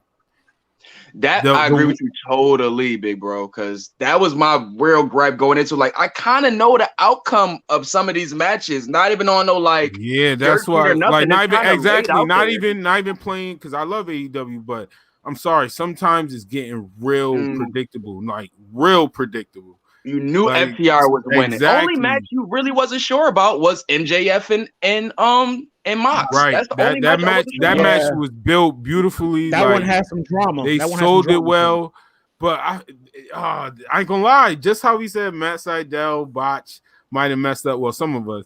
I feel like all the matches like together killed the main event for me. Agreed. Like it took it like. Just that's where see what you're saying. That's in a way where Joe is saying, like, you know what? That's what it is. That's his point of view of saying, like, where Matt Sydal kicked Miro. No, of course they had it planned away, but you think that now as a fan. Now you automatically as a fan had the most heat. Yeah, we got to think both sides. So as a fan, we got to think, damn, they had Miro. Why would they debut Matt? That's why we have that thought now. Because of that botch. If that botch didn't happen, honestly, we would have been like, oh, well, Miro debuted. It wouldn't have been so focused on, damn, he should have debuted on the pay-per-view. So all of that in the past kind of killed the way from the main event. And now when I look at it now, because it's coming work now. When you look at his work now I low-key can enjoy it because it's like, damn, the match was actually kind of good. The story was great for the match. But the rest of the matches killed the main event. Are we just going to ignore that trash ass opening match? Or is that not being brought up? No, I ain't even gonna hold you, Corey. I'm fine if it's not. I don't remember what it was. That's what Yo, Frass, get the Spirit Squad back. They was out here stabbing bitches with needles. She was out here, bro. She was here, bitches with the dope needle. Oh, thank you, Corey. The motherfucking Britt Baker versus Big fucking bro. She was out here, yo, bro. Before y'all dog that match, let me at least get the little clearances out of that for reasons why it was a cinematic match. Yeah, facts. Yeah, let them know. All right, that threw me off at first. I was like, they're doing a cinematic match, but we know Britt Baker been A1 even through the injury with character work. That I think we could all agree with that. And they've been building this bullshit, so they kind of had to. It was either you keep pushing this storyline and it dims out, or you pull the trigger for it at All Out, and they pulled the trigger for it. But Britt Baker wasn't really training as much as she should have. Well, I won't say should have been. She's not cleared yet for a real match. Yeah, she's not like 100% cleared. I give her like 65-70% cleared, and they still went on with the match. So she had to be very limited enough, and they had to bring somewhat excitement to the match. I give them that because they still had to tell a really good story they were building. But if that's the case, one, you don't open with that because you're supposed to open with something hot. So why are you opening with that? Two, because you don't want to take the time. You don't want to take the eyes out of the ring. Here we go. I'm gonna tell to answer your question, Corey. That match was supposed to be a pre-show match. Which would have been it got a build from the crowd and the audience messaging them that they moved it to the main show. That's the only reason why I was on the main show. The reason is though, because you got to think with a cinematic match, nobody's in the ring, so all their eyes is going to be on the screen. I want that. Let's get that out the way first, because I want all my views, all my attention to be in the ring for the rest of the match. You know what I'm saying? I want all my fans. Because remember, they got fans in there now too, so they got to see something. They got to see what's in the ring. I'll accept that. That's the only thing. Anything else y'all want to shoot at it? Go ahead.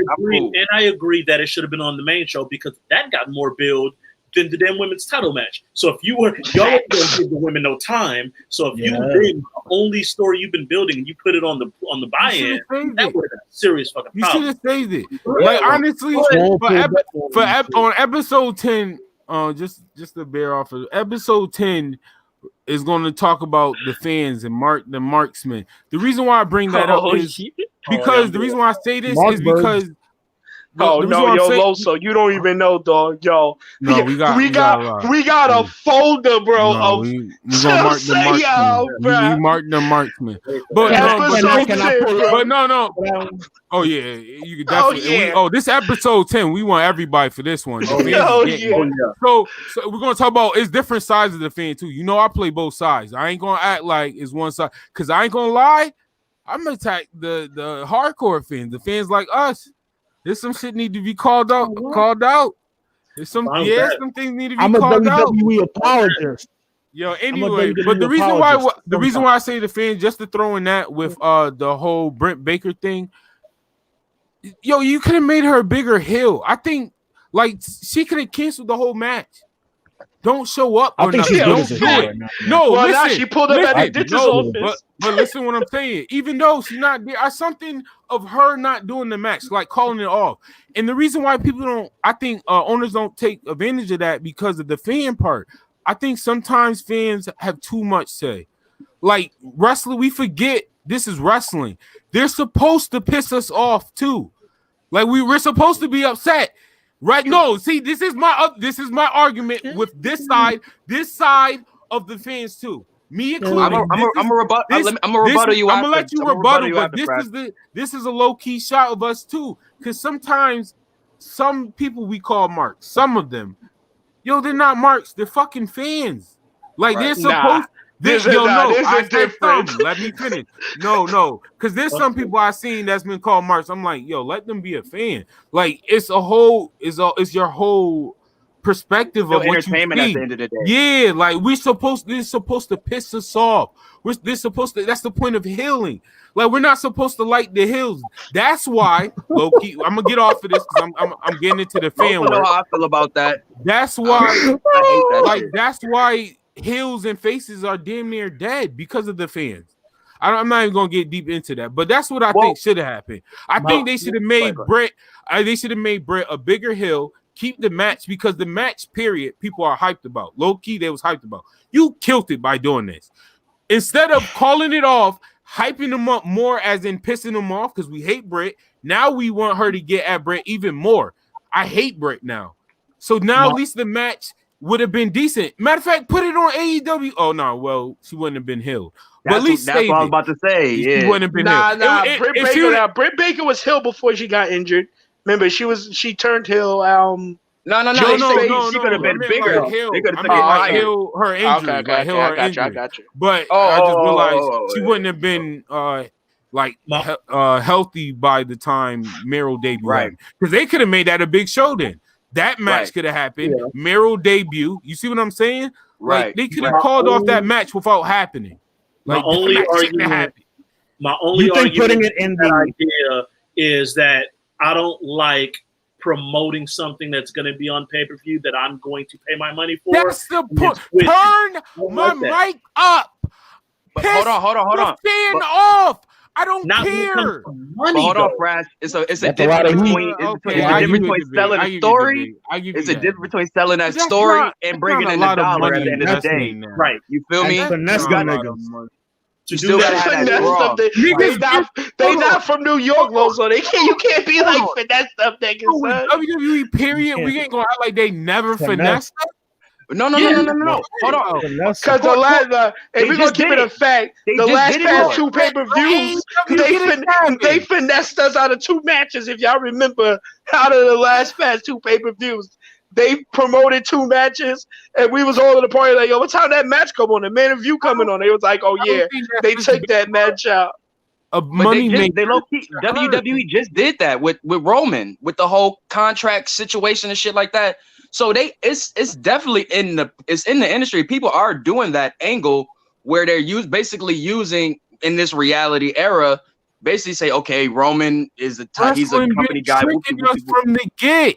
What are you talking about? But listen, the reason why I'm saying with the whole Britt Baker situation, this is just me, and I don't know if I think other people may feel this. She is the biggest heel on AEW, and as the women's division. I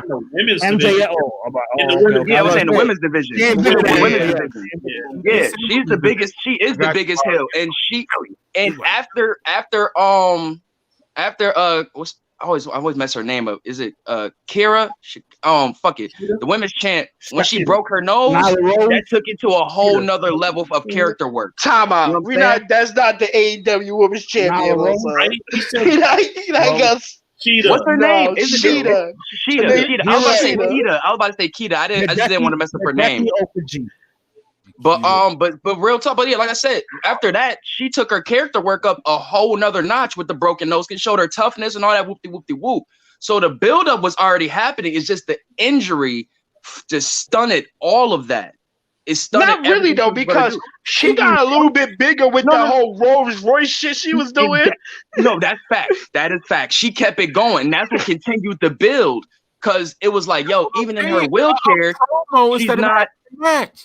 But think about it though. As Swole was trying to, you know what I'm saying, get the match and get to Britt Baker, she couldn't, because all the little things that Britt Baker would do would be closing herself up in the wheelchair, within the wheelchair, or getting the bodyguard, this or that. She's doing more little things to keep Swole away from her up until now, where they have the match for All Out. You know what I'm saying? So it's like they did that. It just led to the match for All Out. Right. Nah, we're gonna keep it a whole fact. Old Hill formula. I'm gonna keep you as far away from me until we get to the main event. Until we get to the match. So did you expect? Did you go into that pay-per-view expecting to see somebody get hit with a dope needle and then get gassed out? Did you go into that match? To be honest, when you talk about like a clinical, I wasn't expecting none of that. And for them to do that, that is kind of dope, though. I thought that was dope. They tried to be creative, and I give them credit for trying to do stuff that don't normally happen. I'll give them credit. But some of the stuff, like when Swole hit her with the like this, what's happening? Like, come on. And then bro, when she Cardi beat her, nobody waking up that fast. You not waking up that fast, dog. You out here getting chloroform, you waking up 2.5 seconds later. Nah, dog. Yeah, I know it ain't that quick. Stay away from the cinematic matches. That's just not. Y'all don't need to do that. Like when y'all gave us that amazing street fight, the fucking football field matches, like y'all don't need cinematic shit to get y'all shit off. And that's the other thing. They have a standard, like standard for these cinematic matches, and this from who? I'm saying AEW standard. Cinematic. I'm saying AEW Lucha Underground. Lucha Underground. Yeah, facts. Who's out here doing it now? Right. Okay, but who did they steal it from? Because we talking about stealing. Everybody in wrestling. That ain't that. Everyone try to hold on. I'm fucking steal everything from all wrestling all the time. We don't give a fuck. That's a fact. That's a snap. Plea copping ass niggas. Look at these plea copping ass niggas. The two at the bottom. That's a fact. You already know me. We watch everything, boy. I don't play just WWE. I be on WWE neck for stealing shit sometimes. You know me, boy. This has officially been all out. These two niggas bottom. But man, you know that's all I got all out, man. Because it was cool. The after show was all right, but it wasn't what they promoted. At the end of the day, it wasn't what they promoted. I'm gonna go around since you talking, Ari. Ari, I need a hot take or hot trash from All Out. Hot take, hot trash. Hot take, hot trash. Hot take. Give me by at least March 2021. Kenny Omega will have gold on his waist. What kind? I don't think that's a hot take. I don't even think that's a hot take. Yeah, facts. That's kind of logical. Think that's a hot take, bro. Be a little more specific, buddy. What kind of gold? Platinum. Real talk. I don't know, because they just say MJ. They keep pushing that MJF will have the title soon, so we will be getting a second match. Let that be my hot take. MJF, his next title shot he will be getting a title. He will be winning the title. That's my hot take. What's the hot trash? I still think Retribution is hot trash, bro. I'm still Nigga keeping said on. fuck all out. Nigga said retribution. Retribution is still hot trash. I'm keeping that energy, bro. Yo, Corey, aka Uh, it's your hot take and hot trash for All Out. Oh, All Out.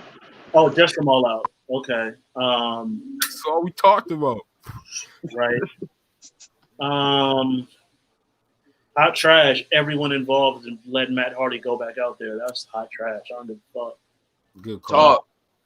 Hot take. That was John Moxley's best match in AEW. Straight wrestling? Like you mean like the straight wrestling, no gimmicks around it? In AEW, that was the best. Whatever match you want to pull up that he's had in AEW, Overall, best match in AEW was against that. He hasn't looked as good as he looked in New Japan. I'm just saying. Los Cornet. Hot take. Yeah, you know. Hot take. Brian Cage will not win the world title for as long as he's in AEW.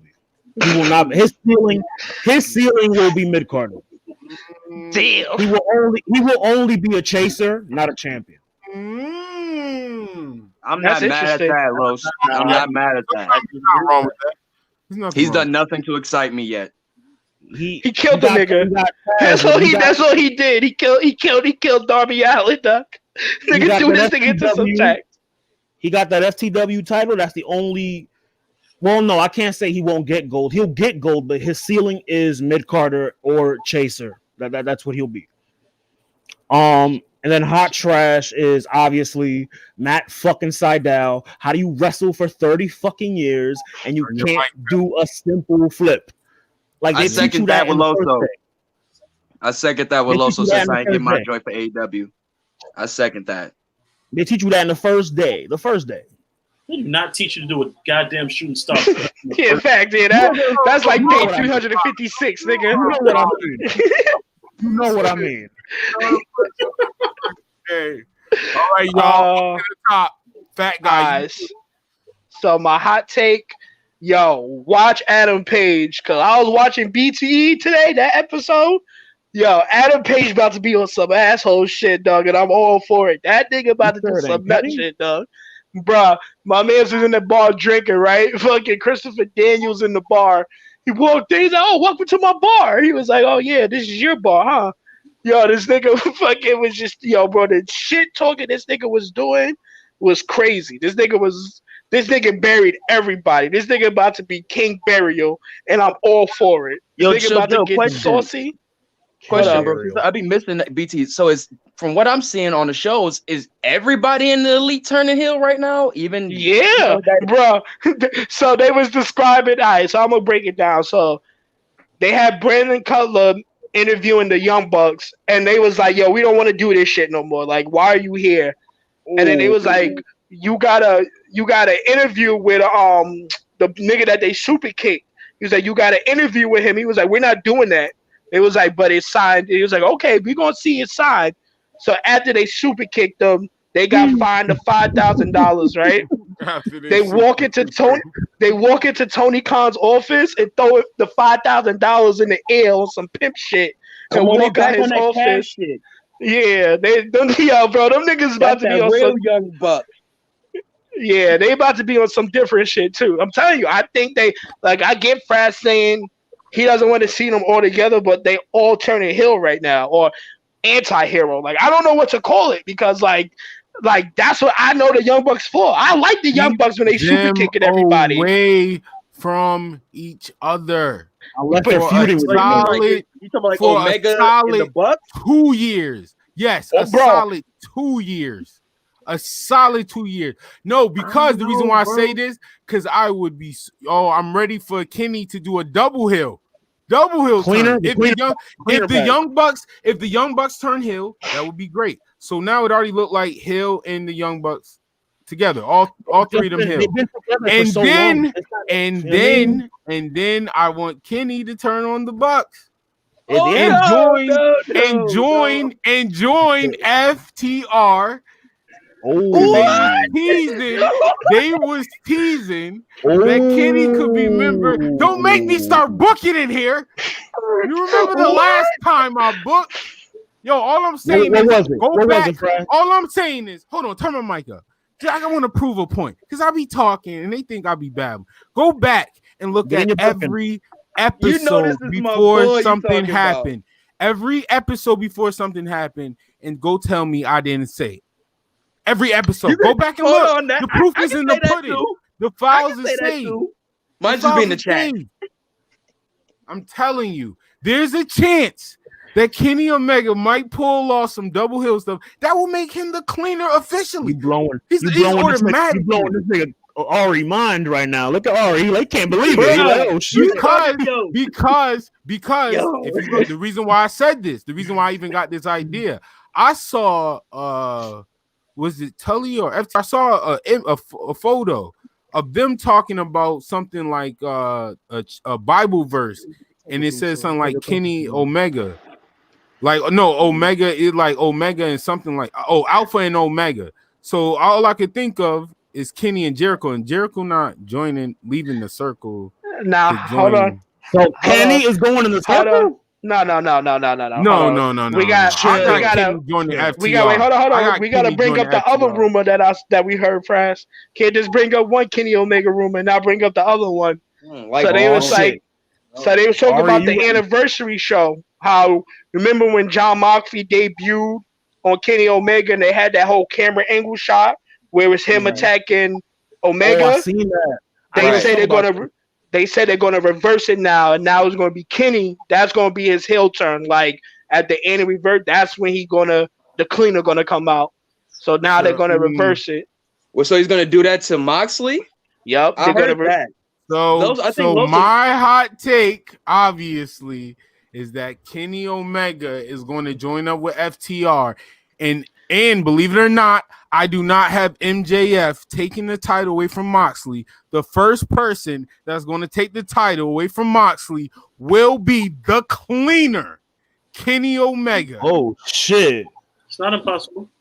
That's not impossible. That's true. That's and to start off that dominant faction of the Revival and Kenny Omega, the main title and the tag team titles. That is stories for days off. Bro, listen, that story writes itself. Like them acting like they're gonna let him join. They be like, yeah, you gotta stop that jazz hand shit you be doing in the ring. We got a friend on the outside that don't like that shit, y'all. Dog. The story writes itself. I said it. Remember episode 9. Remember I said it. I booked Payback for y'all. Bro. I already booked Payback. Oh, I remember that. That's facts. I was there for that. One part was there for that. I got one match wrong in that pay-per-view. Just to clarify. Yeah, I remember that. That was only one match. Reason why I don't see. I'm gonna let you finish. Let me just get my trash out the way because this is new. Breaking news. AEW All Out.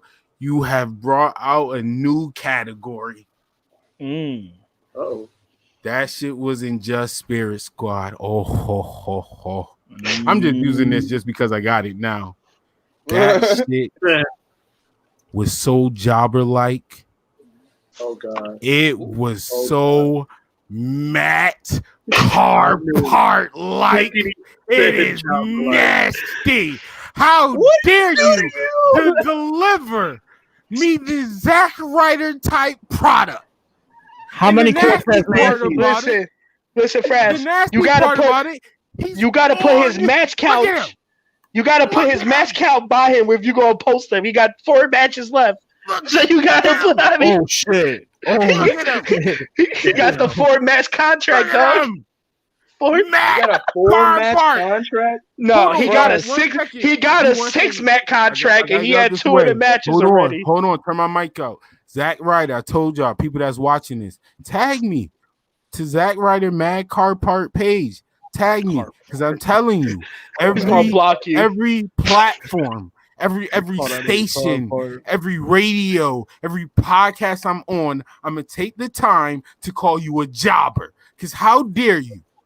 I defended you. Go back to episode 1 and 2. I defended you. and then you gonna sit there and tell me there's no such thing as a job? You gonna take that away as a fan? That's what I'm talking about. I can't wait till we talk about being a fan in wrestling. Because how dare you? You was a fan. You knew who Brooklyn Brawler was. Listen, don't do that. Ever. Yo, Frass, listen. Wait, hold on. You can keep the camera on yourself. Disgusting.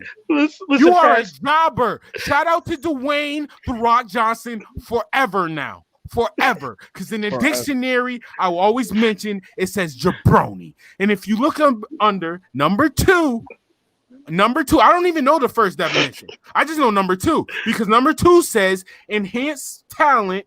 Wait for it. And jobber. And jobber. Great voice. Go ahead. Hey, yo, Joe, Frass. I'm sorry. No, you keep the camera on yourself. I got a serious question for you. Don't laugh. So, he said there's no such thing as a jobber, right? When you've been a jobber for so long, do you like the way he see it? He felt like he made it. He was in the WWE. He got he got jobber quality. Like when you a jobber for so long, you forget. Like you think you that nigga, and then you come to work on Monday, you get beat up, but you still get that paycheck. So he not a jobber. But from our point of view, he that nigga now. He feel like he that nigga. Like he's like, oh yeah, I'm Zack Ryder. Woo. You really gave my man. You gave my man. What are you talking about? The Texas Puerto Rican parade. How many Cortez Nasties does he get? He get about 4.5 for this one, bro. Because 330s. 330s. Don't add them together. Don't add them together. They're separate. 330s. He gets a gold test special. Bro, hold on. They gave him the El Paso Puerto Rican parade glasses, bro. Like, hold on, real quick. So on Being the Elite this week, also another funny moment. Nigga cracked a Matt Cardoza joke, right? The nigga was orange. He was like, "Oh, you look like Matt Cardoza." Fucking Brody Lee look at the nigga was like, "You out here cracking Matt Cardoza jokes while we the number one thing on AEW right now? You cracking Matt Cardoza jokes, yo, bro? That shit had me jobber. They called this nigga a jobber, bro. Nigga said you out here cracking Matt Cardoza jokes and we the hottest thing on the internet? Are you fucking stupid? Yo, dog. You gotta go watch Being the Elite this week, dog. Like, and Frass, once again, you brought this up. They need to stop putting storyline shit in BTE because if they don't watch BTE, the storylines are not going to make sense. Yeah, like it's killing. And the thing is, I get they don't want to overpower the show with like backstage stuff, like how WWE does. Bro, but if you want to put the storylines, you got to show highlights. They can show highlights. They can break it down. You can skim it up at least. You definitely do highlights. Even if you do that, bro, you make the people. Oh, let me go watch it. I don't even see them promote BT like that. No, they do it. They do it one time. They do it one time. It'd be like BTE Mondays. Yo, what? Like, how does that make sense? They give their fans too much. That's been a problem since they started. They give their fans too much credit and they assume everyone knows all of this stuff about these guys. Exactly. I thank you. For someone like I've been a WWE guy my whole life. I know the Young Bucks. I know Kenny Omega. I know Adam Page. Like I know who they are, but I don't know all of this extra, like all these stories and all this extra stuff. I don't know any of that. I do not know why they assume you already know Kenny Omega, so you know he's special. It's the one thing I'll give Excalibur credit for is that he does a good job of like throwing in like that. Exactly. That That's Omega. what I'm saying, Joe. Nah, that nigga still canceled. Fuck Excalibur. No, I agree. No, Joe, I agree. It's fuck him, but I see what Corey's saying. If Excalibur, the fuck boy, if he can skim it up, for like Corey to at least say, oh shit, they can make a video fucking package. You can make a video package. A small little video package for a match or something like that. Watch BTE on this day. Like, come on, you're not even giving people. I mean, listen, they can't even give their women division time. You think they gonna give the shit? Like, you're right. I just hate like I just remember like when I was watching Paige and Omega versus the Young Bucks. And I was like, this is a great match, but like half of the stuff that clicked for everybody, they're like, oh, that's a throwback to this. Oh, that means that I didn't know what the fuck it was because I ain't followed them like that. And I think there's a lot of people who don't follow it and they just assume everyone knows, and we don't. Like everybody. Yeah, and Joe, you want me to tell you like the bad side of AEW right now? I'm not gonna lie. Go ahead. The way it's going, and it's starting to make me feel like the third hour makes sense, and I'm getting mad. I'm feeling that they're way. not doing it. No, they're going to do the 2 shows. Remember, they got the second show coming at the end of the year. But now let me say this. All right, so okay, the second show might help. Are they going to split the roster? But still, they got to throw in the promotion and shit like that. I don't. That's why I said. Know. That's why I said it make me feel like they need a third hour because it's like, damn, you don't got no time for your women. You don't got no. No. I agree. No, Loco, yeah, we don't need Loco, 3 hours of AEW. I don't want 3 hours period in wrestling. I like 2 hours because it make you want more. We're good with that. But my problem, what I'm saying is, my problem with AEW is making me feel like you need 3 hours. Like SmackDown, I love SmackDown because SmackDown make you want more. They throw enough. Recently, clean that up. Recently, we're not gonna get SmackDown recently, my nigga. Because SmackDown like 2 months ago was not. We're not gonna do that. We're not gonna. SmackDown back in their bag. NXT even had a dry day. SmackDown had their days multiple times. We're not gonna do that. Yes, every promotion. Writers, because to tell you the truth, AEW is leading to their bad time right now. Yeah, and it's gonna show how they come out of it. It shows how good a brand you are. There's one thing where AEW differs from WWE. At any, well, no, I can't say that, but at any point, why we like AEW is because you don't know what's going to happen next. The pay-per-view, it was kind of, we know how the match is going to go, but we know it gives you that 90s feel when you used to watch the Attitude Era, bro. Like, you don't know what's going to happen next, and it makes you want to tune in for the next week. My rebuttal off rip. Just like y'all said, well, SmackDown always wasn't like, well, AEW ain't always like that, because right now, they are predictable. I just discussed that. I'm guessing that's what I'm saying. It's gonna show how they come out of this. You know what I'm saying? Once they see how the people feeling, it shows how they come out of this in this next quarter. You know what I'm saying? And going into 2021. So now to play the other side, I can slightly see that the way they splitting up. That's why I think they splitting up the Elite, because of a lot of complaints was that the Elite was always dark though. Why they gonna get another show? Because dark is not a dark is they fucking NXT, bro. No, let's be real. AEW promotion game is trash. I fuck with dark. Bro. Dark is the NXT. Y'all nah, stop. Cause dark, y'all talk about predictable. Dark is very predictable. You know who, bro. Listen, you know who's gonna win those dark matches, bro. Dark is a polished main event. That's it. Dark is polished main event. You'll see some guys you actually know. Janela and Omega had a fire match at that dark. Nigga, that was so long. Had to bring people over there. That match was so long ago. Forever ago. Like you have. Nigga, that match was pre-Rona. You naming matches pre-Rona, nigga. It was only to AEW Dark to build up their stock just to get back into the. This nigga naming pre-Rona matches talking about they recent, nigga. Get the fuck out of here, bro. Recently, you been getting like no cap. I gotta keep it real when I see it. You have main stars there, bro. But the main stars is to beat up the jobbers. That's the deal, bro. They only there to beat up the jobbers. And they built so like you got the Brandon Cutler story in the library, nigga. How then they about to have who's finally gonna get their first win at AEW, but I think it's gonna go to a draw. That's me though. BTE once again. See, I'm mad that they did it on BTE. Brandon Cutler went to the Young Bucks and was asking them for help.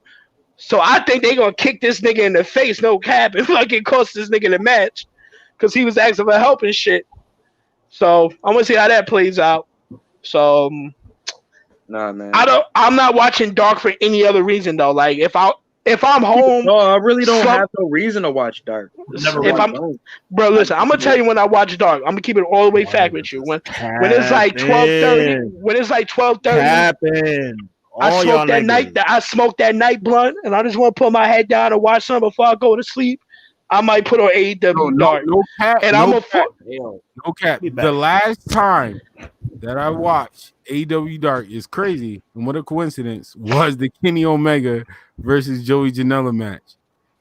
Yo, didn't Phoenix have a match on there with somebody? You know, like I said, their shirt, like no, not their talent recently. is good.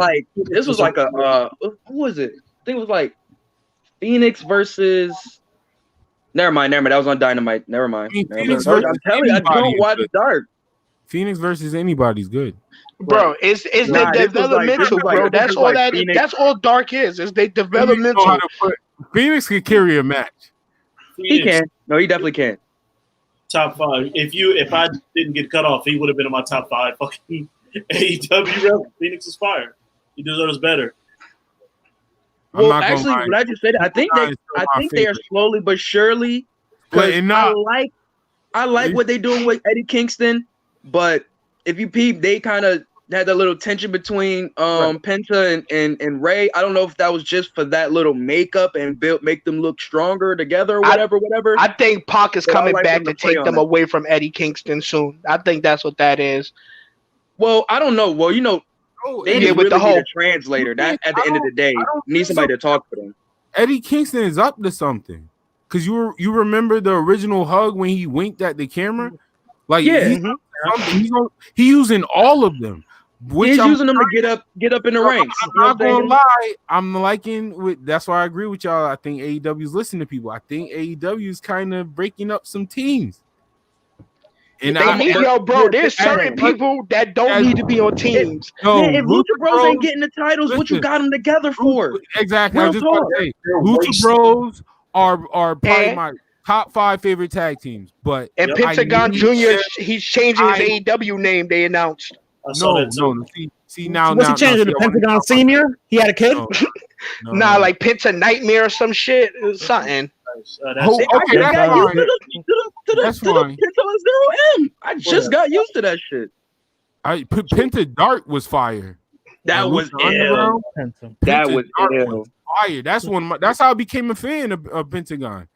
And we know that's when he was stabbing niggas with chopsticks, right? He was wilding. Penta Dark. Nigga was out here stabbing niggas.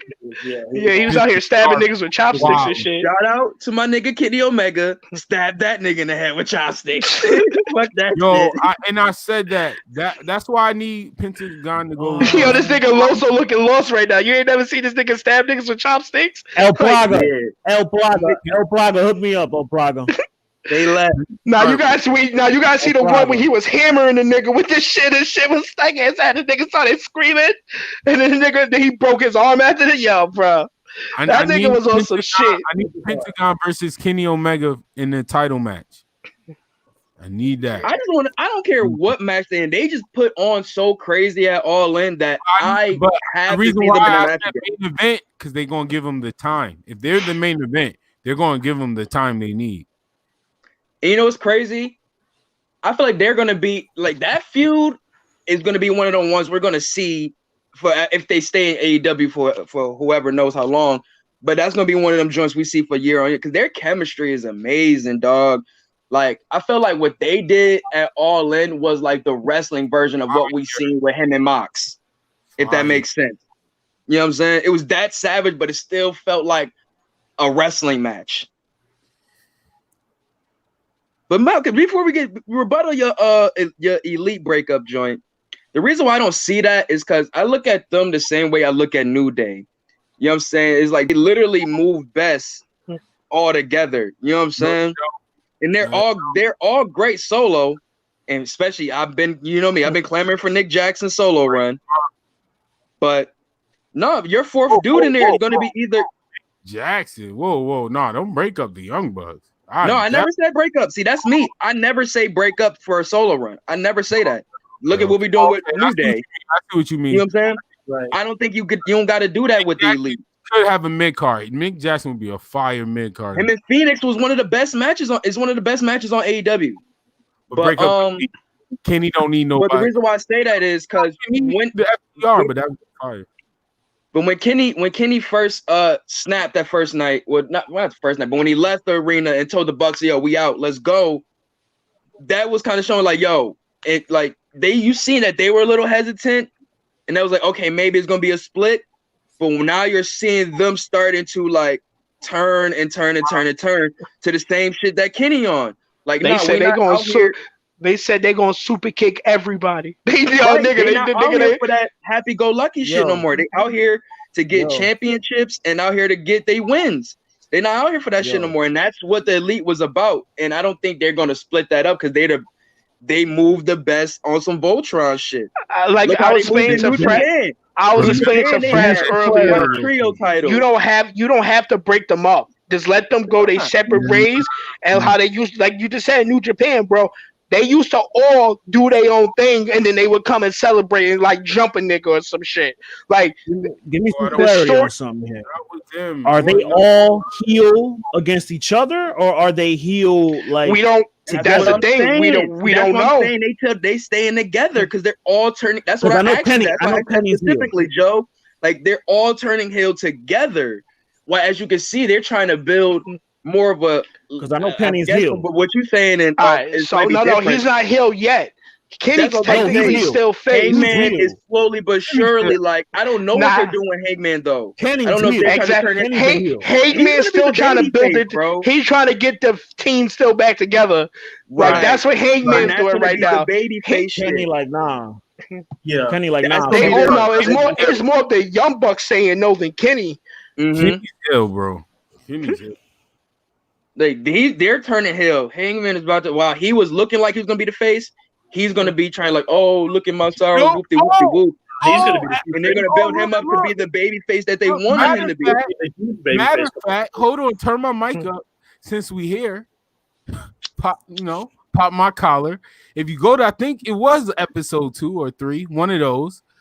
Didn't I say? And I think Hangman Page is gonna be babyface. I don't think Hangman Page is gonna heel. I think he's the only one. Too. I think he's the only one not going to heel. Now, Joe, if you remember, what did I say when everybody was saying Hangman was going to be the heel? Who I said was turning heel? Kenny. Go back. I'm calling it. I'm booking it. I'm telling you. But your friends keep it tall with you. Not saying that this not take away from you. I wonder what made them like make that switch because it was like a weird switch where the story where they was know what the switch, bro. We know what he said. He was gonna donate his first year to building the young talent. Year 1 is in a couple. The anniversary shows in 2 weeks, 2 or 3 weeks. I'm talking about Hangman. So, Ari, the reason why I say this is because just go back to not blaming Tony Khan for everything. I think Cody and them are writing this. And the reason why I say this, Cody's a good booker. So the reason why I said this, that's too obvious. He know how to swerve. That's why I kept That's what you think they did that on the fly, or you think it was like I felt like they did it on the fly.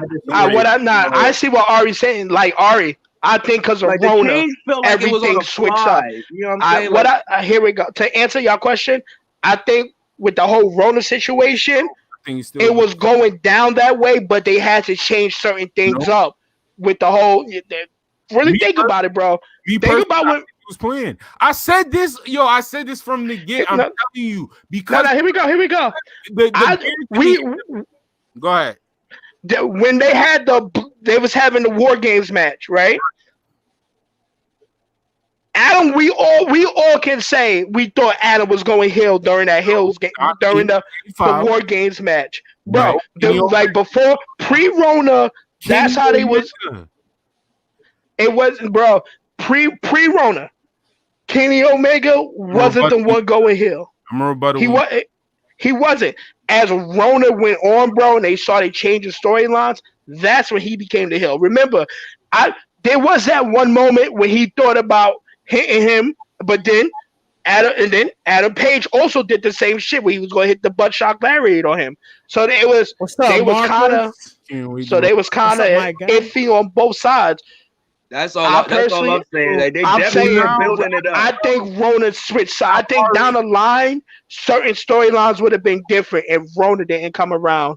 All right, now, Ari, I'm going to say no, this was planned. I think everything still would have happened. You got to remember, you got to look at it as a booker, a writing. The reason why I bring up Cody and stuff, because the reason why I said originally when everybody was saying, if you go back then, everybody kept saying Hangman's going to be the one to turn. The reason why I said Kenny is because they was making it too obvious that Hangman was going to be the one to turn heel. Yes, all of that, everything you said is right, Joe. But that's the reason why, even more, I kept thinking Omega was going to be the turn. These are not, like you say, these ain't WWE bookers. Everything's not obvious.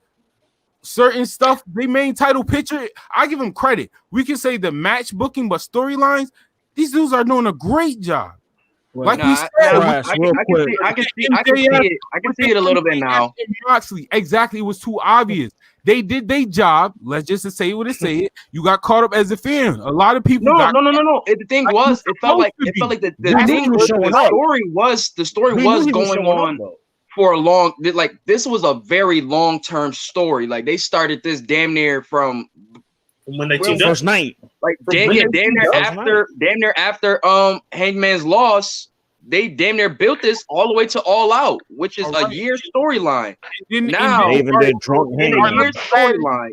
You don't think they're going to be some audible? Pre-Rona. Let me add a pre-Rona. I think certain things was audible, but I still think that Kenny was going heel. And let me say why I don't think they was turning Hangman heel during pre-Rona. Because that was the biggest crowd reaction he was ever given. I agree with you on that. I agree with you on that. But that would have garnered even more of a big heel reaction too with him having. Think about it, bro. Come on, you know, if we talking wrestling, we know when you got the fans in your hands like that, you can do whatever. His pot wasn't like he wasn't at the statue for that long. Like he was just. You got to realize. No, I agree with you. He wasn't there that long. No? If this like half of a year to a year, then I will agree with you. But bro, this is like where you gotta get this money right now. You also gotta look as a business point of view. You're not gonna cut somebody when they're hitting like he's becoming your legit top star off of that. The reason why we look at Hangman Page in this storyline as such a big character is pre-Rona. Now that is true. Now my thing is though, what happened? This nigga Loso, you got some breaking news, Loso? Ari watched the group chat. Oh shit! But my thing is though, I feel like Corey making the same face I'm making right now. This nigga just had a news alert going crazy at the top. I'm just giving him content. We just sharing content for the show tomorrow. That's all. Just let y'all know, Ye in his bag. He's in the bag. He on that powder again? I don't know. He must have had that. He must have had that Henny. Please tell me he on Twitter right now. Please tell me he on Twitter going crazy. But anyway, what I was saying though, we gotta wrap this up. the Kenny Hill turn, it feels like I don't know, maybe because the Roman Hill turn is just really a dope thing, it's like what they're doing, and it kind of is opening my eyes to how they're moving in the Rona situation, where it's like, all right, something that a lot of people either like they want the Kenny Omega from New Japan. That's in a nutshell. Right. And that guy over there was pretty much about 70% heel, 30% babyface, whenever you want it to be. Whoop-de-whoop. It could be a little lower if you want to put it 60-40, whatever. But now that's the cleaner Kenny. You bring that over here, you know what I'm saying? They want to see that. I don't know if they want to see it in the gimmick or they just want to see it in the wrestling or both. I don't know.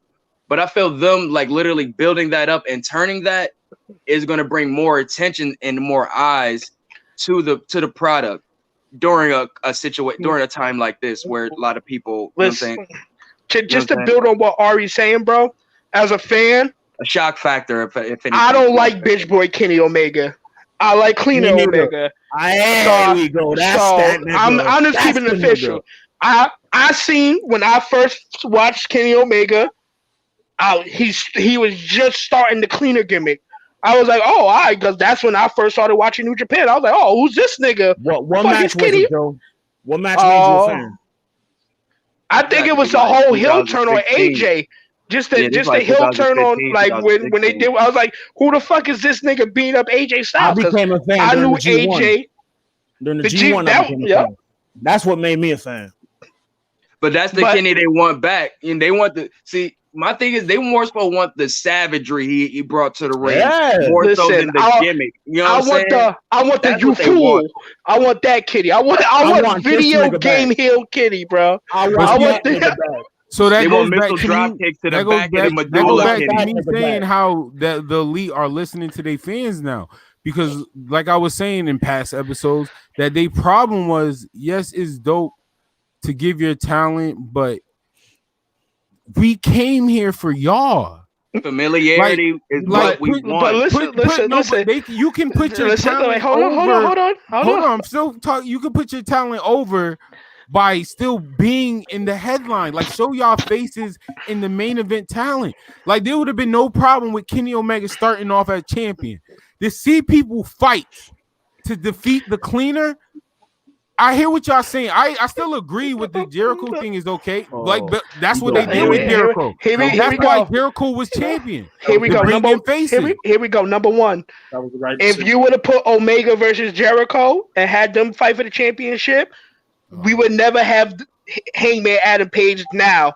That whole thing you gotta remember that started this nigga drinking. Jericho and Omega to fight. I'm talking about would have been no problem with having Omega like the top. It could have been Omega and Page fighting. But even still, that story I disagree with that. It doesn't make it. You took away. Look at all the superstars. If they went how crazy you want right now, there would be no MJF as big as he is. There would be no Darby Allin. Everything was to build their young. Now here we go. What do you mean? How wouldn't listen? Because if they would have had cleaner Kenny Omega, bro, that would have been their top hill in the business. You had to give your young talent time to. MJF is one of them talents. Listen to me. He's going to show out, but I think he would have showed out regardless. I disagree. A polished cleaner. Who would be your top heel if Kenny Omega came as the cleaner? Would it be MJF or would it be the cleaner Kenny Omega from New Japan? Who would be your top heel? Keep it tall with you. It was going to be Chris Jericho. And that's my point. And that's a whole nother point. Now you have the cleaner Omega, Chris Jericho, and then in circle. That debates your point.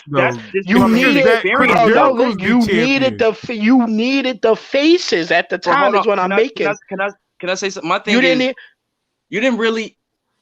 The thing is with that is, their big thing is with all of them coming from New Japan, they didn't want to basically carry over anything from New Japan. They wanted basically everything fresh. So if you would have brought the top star from New Japan who was just champion over there and make him champion over here, okay, you got that. All right, so you had the top tag team who were tag team champions over there and make them tag team champions over here. Okay, all right.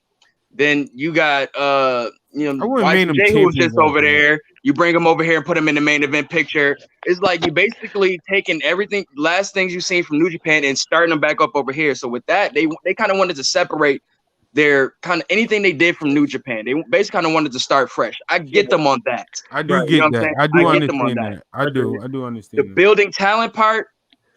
I agree with you on that, but I also agree that you can build talent in the main event with top guys. It's in any sport.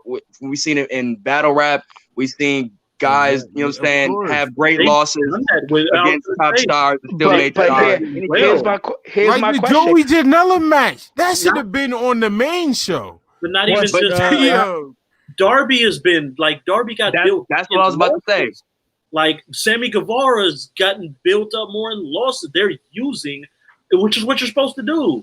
Chris Jericho was the first champion because we're about to start a TV show and we need to know what the mainstream familiarity. Who was he fighting? Scorpio Sky, Darby Allin, all them dudes. Like the guys that they wanted to build up, you put them with it didn't matter that they lost. That's what you're supposed to do. Young Bucks' first Dynamite match was against who?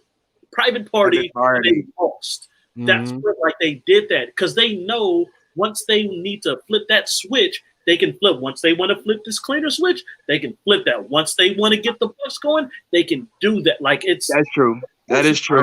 I agree. I do, but just always little guy. I do feel like looking back at it, Bucks should have still. They should have won. They should have kind of took themselves to the finals at least, and and private lost. party.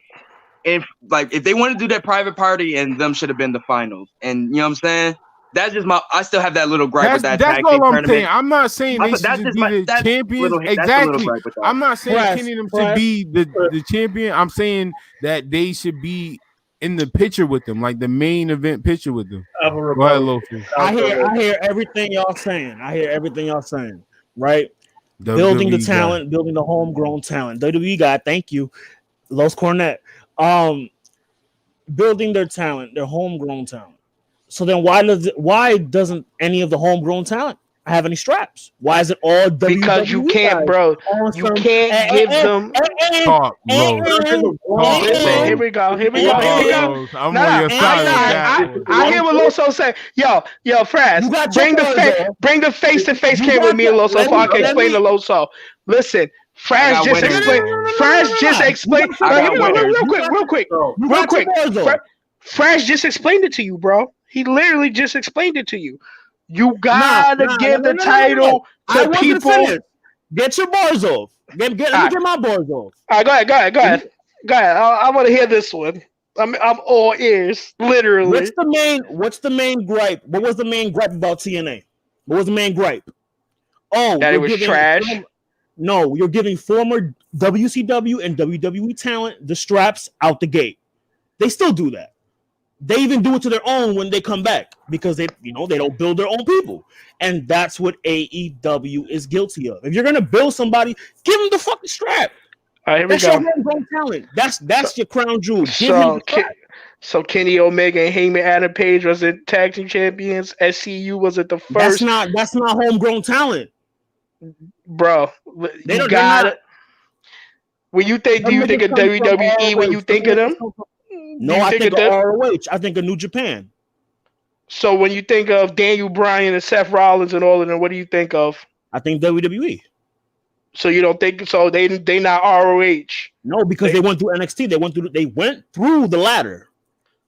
So they not ROH no more. So why does WWE get the superpower of they not ROH anymore? I see them as WWE guys. Because when Kenny and Hangman and them like here we go. Now, if you would have said Batista, that's a WWE guy.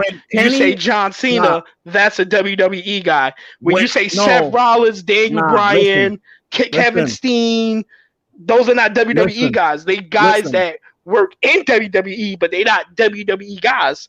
When Roman Reigns is a WWE guy. When Kenny and Hangman and them niggas came, they didn't come from the bottom. They didn't start from the bottom. They weren't mid-carders. They weren't lower tier niggas. They were already established. Seth Rollins and Daniel Bryan went through NXT. They had to start from the bottom, so to speak, in WWE. Kenny and Hangman did not have to do that in AEW. So here we go. In AEW, we're not going to talk about talent. We're not going to talk about the younger homegrown talent that they have because it's hard for me because when y'all say homegrown talent, I watch MLW. So is MJF a homegrown AEW talent? Because I brought that point to you. And what did you say? I'll find the post. What did you say? What did I say? That's MLW. That don't count. So MLW does. So I believe I didn't say that. Somebody might have said that. You're gonna have to find that post. We're gonna have to discuss that one. But that does. All right. So Brian Pillman Jr. I know him from MLW. Lance Archer, I know him from New Japan Wrestling. Those are the guys they kind of pushing right now. So when y'all say, they that's what they do, bro. They're gonna take the talent and notoriety, bro. You're not gonna put the title. Let's look at their homegrown talent. Joey Janela, Sonny. You're not putting the title on Joey Janela, bro. Starting from the bottom. Can I ask a question? Who do you consider AEW's homegrown talent? The Darby Party. The Darby Party. I heard of Darby before he got the party. Yeah. Brian, see that, and that's my point. What Jungle Boy, Lucha Jungle Boy? Those are all indie scene wrestlers. Yours was on Lucha Underground. Yo, straight up. No wrestling program right now has original talent. No TV program has original talent. None. None. Unless you're hold on. Episode 10 we are going to deep dive into this fans thing because this is one thing I want to make clear. There's damn near no such thing as original talent. Shawn Michaels came from AWA. Let's talk about it. That's what I was about to say. Y'all don't count that. Y'all don't count that. Nobody remember that. That's crazy. Unless I remember that. Had you not said nothing, I wouldn't have remembered. The only ones I consider WWE original talent are the people that started in the Performance Center. Exactly. OVW. Hey, talk. That was the point I was making. Promotion. No, I agree. We are Seth Rollins ain't starting the Performance Center. No. He started at Ring of Honor. No. Let me get this off. We on OB Wrestling. First of all, I hear ROH. Yeah, that's cute. Whatever. Seth Rollins wrestled on Wrestling Society X. MTV? On MTV? You tell you that MTV? You know what other wrestler was on there? From Matt Sydal. Scorpion Sky was on there. Matt Sydal was also on there. Don't forget that. They were on here. Look, they were on there. Exactly. X-Pac was on that shit too.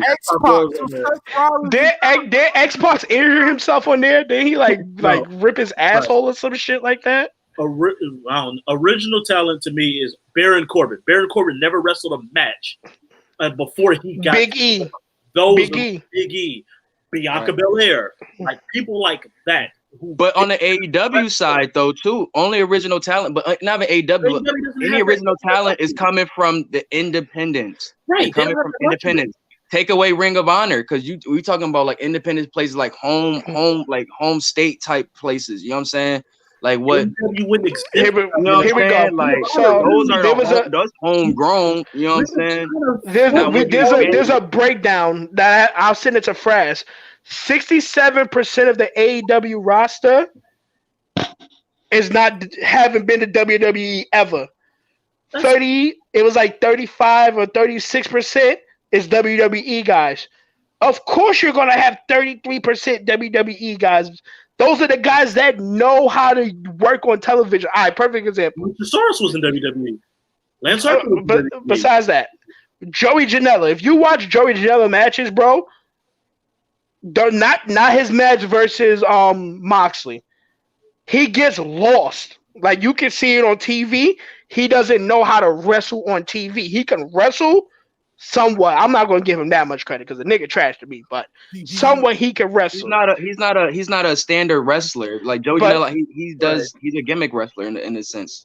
But even just like bro, sometimes he gets lost in the cameras. Like he'll run to the wrong side of the camera, and then they have to do the quick pan where it's like, why would this ain't fair because I'm outnumbered because Ari and Corey are on this nigga's side. No, it's not. No, bro, it's not side. It's just it's not being, bro. It's just. Danny just gonna talk about Sonny Kiss. That's Danny's major gripe. Like Vince McMahon was to have to kiss my ass club and all that other shit. That's in here now. Wow. Answer me this: since these champs are former WWE guys, were they the wrong choice, or was it the right choice? What you mean? Was Jericho hold you core? Not the right choice to be the first? Ari, you know what I said when Jericho won. You remember what I told you when Jericho won. They should have given that shit to Hangman. You heard? You know I said that shit. You're trying to bring eyes. They should have given it to Hangman. No. I'm not gonna lie with you. I'm not gonna lie. I'm big on familiarity. Starting with a new brand, with a new product, familiarity is big with me. You have to. I ain't gonna lie. I'm not gonna lie. With him and Hangman, it could have went either way. I wouldn't have been mad. But if you're talking about as a brand and building your brand, once again, familiarity is what counts. That's what's gonna bring the people in. That is what's gonna bring the people in. Bro, if you're gonna keep it a G, Hangman was the jobber of the Bullet Club before he came to AEW. If you keep it all the way, all I'm saying, that's what takes me back to what I'm saying back today. That's why they wanted to start a clean slate. They took Hangman through the little tournament and whoop-de-whoop, all that shit. But what I'm saying is, I keep my stance is still familiarity. When you're starting a new brand, that's what brings the people in. At the end of the day, if I'm starting, not even that. when you having Rucker Park games and you know you want to bring the people out. Oh yeah, we got KD here today. We got Kobe here today. We got this such and such. You know that's gonna bring the people out. Shit, that's today. That's today. That's one night. That's one night. That's a cameo. But no, that's what I'm saying. But that's just when you're talking about promoting. When you're talking about promoting, bro. You're talking about branding. You want the people to come out. You want the people to see the people. I know who that dude is. Oh, yo, Brody Lee. I know. I mean, well. What was it? What I forgot. I've been calling Brody Lee so much. I forgot what his name was on WWE. Luke Harper. Luke Harper. I know him. I actually liked him on WWE. And he's over here now. Oh yeah, I'm definitely about to watch this. Y2J's over here. So you're gonna undercut. This is my guy. Nah, here we go. Here we go. Let me play Devil's Hill real quick. There's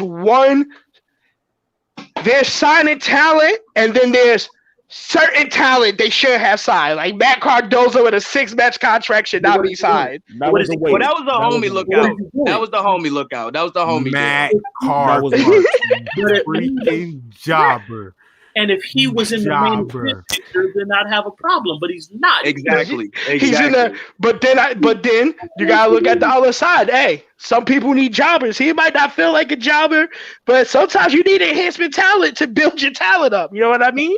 My thing is though. But I did like being a jobber though. I did like the point Loso brought up earlier with the TNA, and with them putting the titles on altar, because that is the truth. Give me my credit, nigga. Because like I said, but no. But hold on. No. I agree with you. But that they still were doing what I was saying when they were trying to do like familiarity. They were trying to bring more viewers and trying to compete. Remember, they were actually trying to actively outwardly compete with WWE. So they had to do stuff like this to bring viewers over. But now the difference. The difference Vince Russo. TNA and AEW, they had a Vince Russo in TNA. That's what happened. Remember, TNA this was like when they started doing that. They were like year. I want to say like year. I'm just saying, though, they had Vince Russo fucking having I know that's Viagra in the pole matches in TNA and shit. That was year 6 into TNA. So for them to be doing that is kind of dumb. When you have people there, I hate when y'all bring up TNA, bro. Because when I think of TNA, I think about, bro. They had a whole storyline of AJ Styles getting raped and having a baby, and the bitch was carrying a rubber baby around, talking about this is my baby. Easy guy. Why do you remember that? Bro, that was the downfall. Like that was literally the downfall of the company. Well, to keep it to what the Rob was saying is like the shit is like I said, they were on the track of what we were saying, but they were too late in the game to be doing that shit, and that's where it's like say along with dumb shit like what they doing with the AJ Styles shit led to their downfall. But now AEW, they're in year 1 though. This is going to the end of their year 1. With them doing that stuff, helped them actually. You know what I'm saying? Bring the Brody Lee. You know what I'm saying? Debut was it was great for them. Miro's debut was great for them. Whatever it was. You know what I'm saying? Whatever situation they had that was either the ex-WWE guy or ex-New Japan, whatever, it helped them. Even when they brought Jeff Cobb in for that little bit of time, that helped bring in views because they'd like, oh shit, I know who Jeff Cobb is. This, you know what I'm saying? He's on AEW now. I'm gonna watch this shit. Evan Bourne debut wasn't good. It wasn't. It wasn't Frass. Talk to him, debut. That was an Impact Wrestling debut. Technically, that nigga hasn't been in WWE in 10 years. So we gonna call that nigga Impact Wrestling because according to Loso, the past don't matter. But if you're trying to build up young guys, especially baby faces, isn't the point where they get the most popular is the chase? The best. That's true. Absolutely. Is the chase. Don't use my shit against me. Don't use my shit against me. Daniel Bryan's chase. We remember Sami Zayn and Bayley's in NXT is because it was built up over time. If you give Hillman the belt immediately, he doesn't get that chase. You have to do these guys. That is true. That's true. Yeah, we would have never had the Stone Cold S. Yeah, facts. This nigga's out here drinking beer like, bro. This nigga out here getting lit. The with Jungle Boy. Even with Jungle Boy, the 10-minute program that he did with Chris Jericho, Darby Allin with Cody Rhodes. They're building their young talent. People forget, and I'm glad Frass brought this up. They are only at year one. Everybody thinks that they've been WWE 60 years. When they year give one, the titles, year one, bro. They got 1 million views year one. Fuck that. Year one. So Start a company. You're gonna undercut a nigga that's been busting his ass, that's been there from They've all been there the same time. Who are they undercutting? Hold on. Joey Janela? I don't fucking want to watch Joey Janela matches. Who are they undercutting? You build Janela up to get to that. What wrestlers are they undercutting? Who are they undercutting? Page was there 2 months before Moxley came there. He's undercutting them. He went there for 5 years. Moxley came in. Page is also they another all one got signed all in the same year. Nobody's getting pat. No, they're all on the same slate. It's who they are, Ari. It's who they are. Bro, if my resume is cooking this dude who's just on a come up, what are you talking about, bro? If I'm coming to a job and my resume, they are in year one though. They doing good for year one. They I ain't gonna lie. They had downfalls, but they're allowed that because this is year one. WWE has downfall in year 35. 37. No, let's keep it like TNA. If you talk about 5 years from now and they still doing the same shit, then we need to be this is the talk. Exactly. That's different. If Miro and Brody Lee and all these niggas is champions, then yeah, that's a problem. If MJF, Jungle Boy, Darby Allin. Y'all seen the picture they shared on the TNT AEW page? How all the WWE niggas Hideko Kojima got a belt? Is when someone beats Moxley for the title now, it's going to mean way more because he's known and he's established, and that's what you want. That's the point. FTR is one of, if not the best tag team in the world right now. You build them up like that. So if you want to build Private Party up, you want to make. Nah, you got listen, Frass. The nigga ain't doing the screaming shit. He hasn't done that screaming shit since Rona. So you gotta stop your hating. Right. My man got his fly up. He got his fly up and everything. Yeah, facts. You're gonna have to go look at that one. I take it back. All right. You said that was your only gripe. You said your gripe. I was like, my man's out here looking fly. All right, bro. The only thing I don't like, I'm gonna keep it up fact. Them niggas be off beat. Like, how you from Brooklyn and you off beat, my nigga? With the shot part, bro, they both be off rhythm, my nigga. How both of them off rhythm? That shit crazy. I used to say that Street Profits was better than Private Party, but I'm gonna be honest with you, Private Party, I'm a fan of them niggas.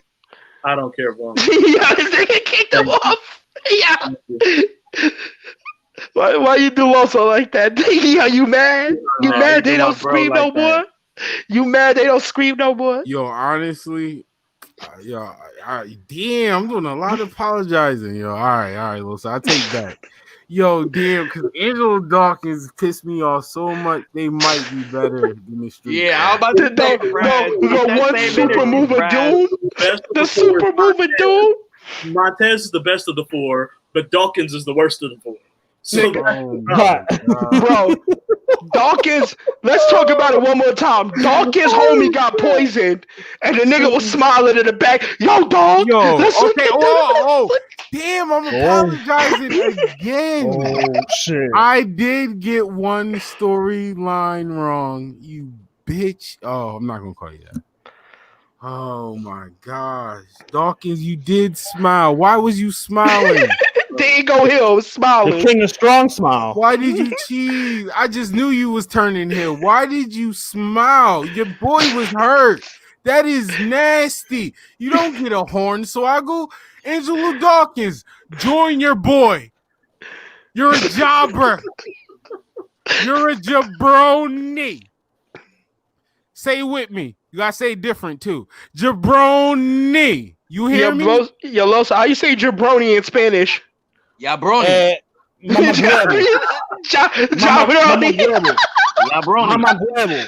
Guero. Jabron. You gotta roll the R. Jabroni.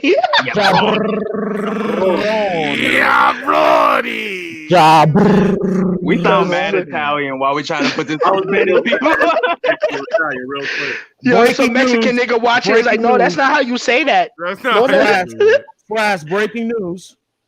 Coming out of Raw and the 434. Okay. Keith Lee and Drew McIntyre face off tonight, and if Keith Lee wins, he will be the new #1 contender at Clash of Champions. He is losing. Big news. He's losing. He about to get RKO. Thanks for ruining the night. I'm not watching the main event tonight. No, they said Orton's not cleared. Yeah, neither was McIntyre last week. That's the whole RKO out of nowhere. That's the whole. Yeah, I mean, they about to hold my nigga Keith Lee. See, they about to hold my nigga Keith Lee. Frass, let's talk about it. Keith Lee is a leader of Retribution. Let's talk about it. No, he's not. He's not. Just because his bitches in it, just because his bitches in the group don't mean he's the leader. His bitch and his man's, and they don't attack NXT. Oh shit, I'm up on here. Nigga, they just wait because he's on the other side of this state. Go ahead and dispute your hate. That is a motherfucking bar. Dispute your hate, man. Hey, yo. Air horns. But hey, I just want to say something real quick in regards to that, like AEW. Wait, whoa, sir. Excuse me. Hold on. This is OE Wrestling. Relax. What's your top five AEW wrestlers? So when did he become? When did this nigga? Whoa! What is this? I can't answer that. All right, welcome back to OE Wrestling. Nigga said I can't answer that. What?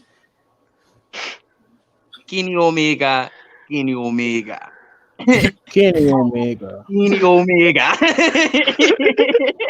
You sound like Jackie Chan. I was just watching Rush Hour 2. Yo, I'm dead. I hate you niggas. I wish they all could be. Hey, I was tuning in. I was tuning in while I'm trying to get my roster together, man, because I ain't trying to slow you down. You know what I'm saying? So I'm trying to get everything. Do that quick plug. Do that quick plug in real quick. Shout out everybody tuned in, and man, make sure y'all subscribe to both channels, man. Frost TV, man. Top Shelf, man. Don't forget to get your bars up. And anything Joe got popping, man, I support 100%. Joe is the realest motherfucker. That motherfucker always support no matter what. Shout out to Frass, man. Hey, I ain't even gonna lie, man. I don't want to get into a tangent, so I don't even want to get too into that, into what I was about to go, because I was gonna go off topic. But I was hearing y'all talk about like people who are considered AEW and already established, and I don't think Hangman is established as like a ROH guy. Like he ain't really do enough in ROH for me to be like, oh, that's what we say. He was the jobber. That's what we say. I feel you on that. Bro, he was the jobber nigga of the Bullet Club. Listen, Frass, I'm gonna keep it a whole fact with you. I did not fuck with Hangman Adam Page when I first saw him. I saw it. Look, the first time I saw Adam Page, this nigga was putting a noose around a nigga neck and throw him out the ring. I was like, whoa, they out here noosing niggas. You ain't fuck with the You ain't fuck with the Jay Briscoe. You ain't fuck with the Jay Briscoe. It was a white boy. It was a white boy. He wasn't noosing nobody. I've never seen him noose a black person. I've never seen him. Jay Briscoe. We'll watch Jay Briscoe versus Hangman Page ROH street fight. That put me on a Hangman Page. Yeah, you had to send me that match, though, because the first time I don't know who he was fighting. I saw the nigga throw the noose around the nigga neck and throw him out the ring. It was hanging this nigga. I said, wait, what? I was it threw me off. It threw me off. But when I seen that match, I was like, all right, dude is kind of nice. Dude is definitely kind of nice. But no, he did a little bit there. He did a little bit there. Did a little bit in like they brought him around. That was their little homie. Then they just brought him around everywhere. Hey yo, Joe, I disagree with one thing you said a little bit earlier. Even though I did, I was agreeing with everything Loso said except for pitting Hangman not as a as a, you know what I'm saying, not an AEW guy. That's the only thing I disagree with. My nigga That's Dre. the only thing I disagree with from Loso. But Joe, there's one thing I disagree with you when they was talking about Kenny Omega not like having him start up as a cleaner and then just like running a rush shot out the gate. And he was like, well, if not, then other people want to shine. And you credit basically Omega for Hangman. Like we wouldn't have got that Hangman success if not for Kenny. But really, he developed the cowboy shit. His best promo to date was his cowboy shit when he wanted the tiebreaker against Pac, which he lost. And it was him losing the tiebreaker that made him go into being drunk, not anything with Kenny Omega. You know what I'm saying? He just ended up. No. It started with remember, it started with Jericho when he started to drink and shit after he lost. Because remember his mom's was in the. What really got him over? Because even with the Jericho match, like that was an afterthought. When the Jericho match was on the same card, it was Moxley after the match that like stole it. You know what I'm saying? And then with that, the next pay-per-view was about Moxley and Omega. It overshadowed the main event. You know what I'm saying? It was more so about Moxley and Omega. You know what I'm saying? And it'd always be like a different story. Cody and MJF. You know what I'm saying? Cody and Y2J. Like, Ari, you see it? You see it? It was really Hangman Page really got hot when he feuded with Pac. And they had some good ass matches. That is true. Where you at? Where Pac at? Nigga, Rona. Why would he keep gotta tell you this shit, nigga? Rona. My boy will be cooking food right now. My boy will be cooking. Loso part of that generation that think that shit just disappeared. It ain't around no more. You really think Brody Lee would have that title right now? You think Brody Lee had that title right now if Pac was overseas? Fuck no. Come Pac on, been son. working. Pac been working. Hey, but you know what? They might be rewarding them because of how good they doing on being the elite, bruh. See, right there. See, like perfect example. See, Trey watches being the elite, so he can understand certain. Like, bro, like perfect example. Danny doesn't watch being the elite at all. So when he talks about Luke Harper, he's talking about that redneck nigga that they see in WWE. They don't know about this nigga's promo skills, bro. He be bro, this nigga be out here talking like, yo, bro. Remember episode 2 or 3? I told you this nigga doing the Vince McMahon gimmick. Y'all niggas like, nah, bro. This nigga is doing the Vince McMahon like what people think Vince McMahon is. He's doing the gimmick. It is working. No, he's doing the mafia. Nigga said he's doing the gimmick. That's what I'm saying. He's been on the mafia shit. That's what I was saying when I was on there. It's not, bro. It's not no mafia, bro. It's not, bro. The nigga was eating a steak and the nigga sneezed. The nigga said, "Did you just sneeze? Sneezing is a weakness." And threw the nigga out the room. That ain't no mafia. Yeah, that was the first promo though, bro. All right, here we go. Wait, no, there's more. Promo. All right, here we go. So the mafia shit. This nigga's rolling up. This nigga's rolling up papers and smacking niggas in the head. That's mafia shit. Get in your bag, Joe. Get in your bag, bro. Pimping them niggas. Yes. No, that's not that. You think, bro? This nigga's out here sitting, nigga. He's out here. He's like if y'all would have said a college recruiter, y'all would have been more on. This nigga out here sitting niggas. Bro, this nigga's out here recruiting niggas. Yo, bro, the nigga had Jungle Boy in the room. It was like, nah, that's Griff Garrison. Nigga walked in the room. Was like, yo, why y'all let Jungle Boy leave? It was like, nah, that's Griff Garrison. We fucking kicked yo, bro. It ain't no, but like when I think about if it was mafia shit, that little bald head nigga would have been out the group already. If it was mafia shit. If y'all he damn near about to kill him every time he fuck up. Listen, I'll say Colt. I'll say more of a cult leader than a mafia member. Right, I'll settle with that. I agree with the Colt. I'll give you Colt. I can't say because when I think of mafia, all the niggas should be wearing suits. Like these niggas got face masks on. Like you ain't in no mafia.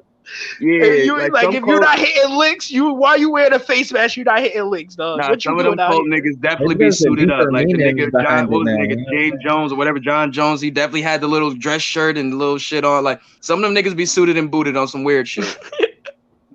But nah, that's definitely. But I just think I don't know. I mean, this might be a hot take but I'm still not. I still don't think him joining Dark Order boosted them up anymore, other than him getting. It boosted him.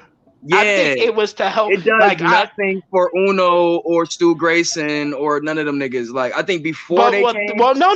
Well, we can't say because remember, listen, before he came, we're gonna keep it funky. Before he came, we was calling the dork order. Let's keep it G, my nigga. That's true. Joe was right. Joe was right. I get it, but I get it. We was calling these niggas the dork order, my nigga. They got the hate, but it was because of that one. It was because of that one botch for the one dude. No, bro, it was more than just the one botch, bro. It was a couple things. It was the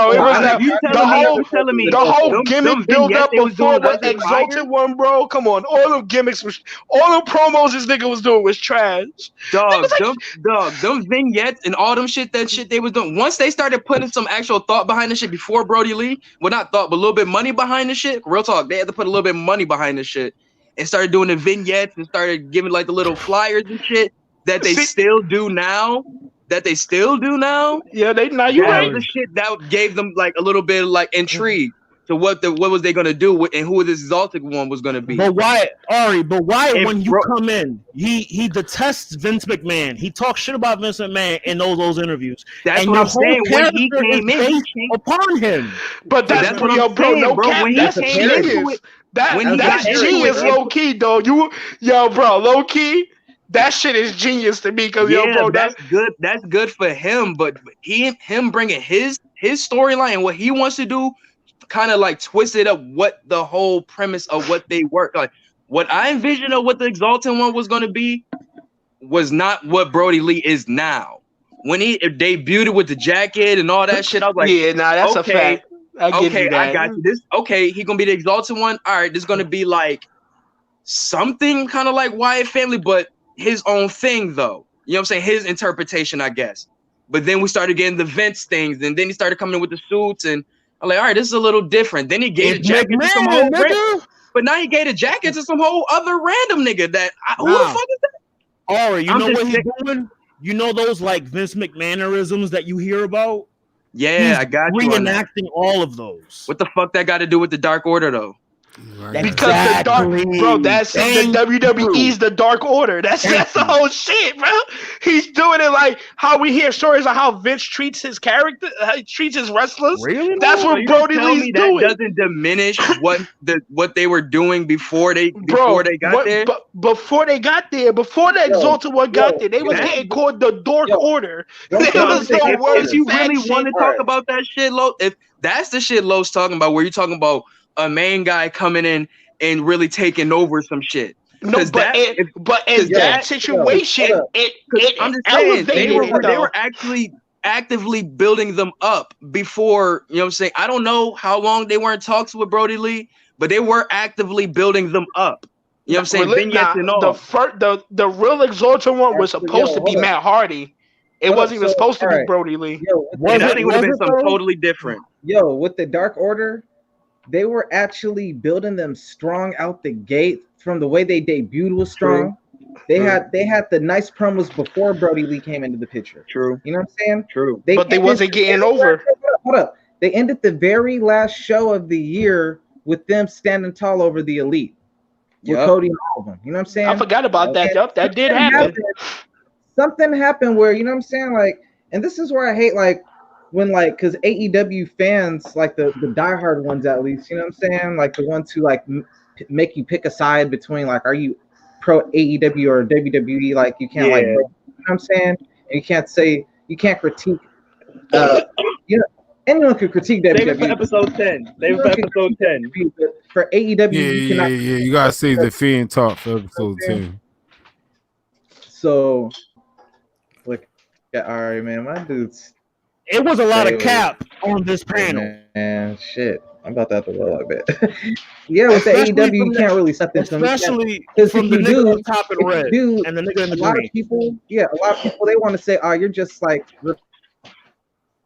I'm saying as if you can't base your own opinion, or maybe you agree with the opinion. You know what I'm saying? That's not to necessarily agree with everything you say, but you might agree with something, or or even without agreeing with what he says, you have a similar opinion. Doesn't necessarily mean it's his, but that's what they're going to do. They're going to take your opinion, throw it to, oh, you're just a Cornette type of shit. You know what I'm saying? Instead of being able to take the criticism and, you know what I'm saying, really build from it. Look here, man. Oh, I'm gonna quote Jared. Hey, you switched to Los. I'm gonna quote Jared. I'm gonna quote my man Jared, man. Shout out 901 Daiquiri. Shout out the shop. Look here, man. Hey, man. Man. Oh, it's spelled M-A-N-E. M-A-Y.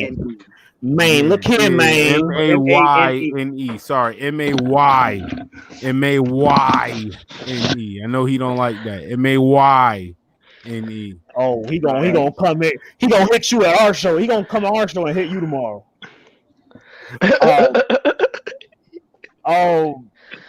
What I was gonna say, right? So my thing with AEW is like they're not. I don't know, man. Like that's my thing. They're not building up. They're not building up their homegrown talent, and I will die. But what is homegrown talent? All right, hold on. Okay, hold on. All right, just for conversation's sake, let's just say the new guys that we for the casual fan or WWE watchers. Or the casual AEW watcher, let's just say for the new guys, the guys who like the guys who aren't the Kenny Omegas, the Bucks, all the guys like the Darby Allins, all those guys. We know. Let's just say they are AEW talent for conversation's sake.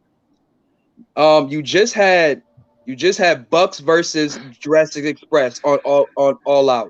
You just had MJF in the world title. He don't count. How does he not count? No, we're not doing that. We're not doing that, bro. We're not about to do that. Los, we're not doing that.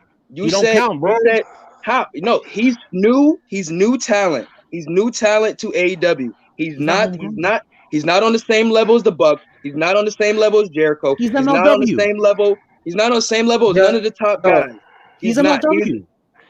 No, what I'm saying, bro, everybody. Okay, we already established everybody is from an independent brand. We already established that. For conversation's sake, we're going to say all these guys on this TV brand are new guys. All right.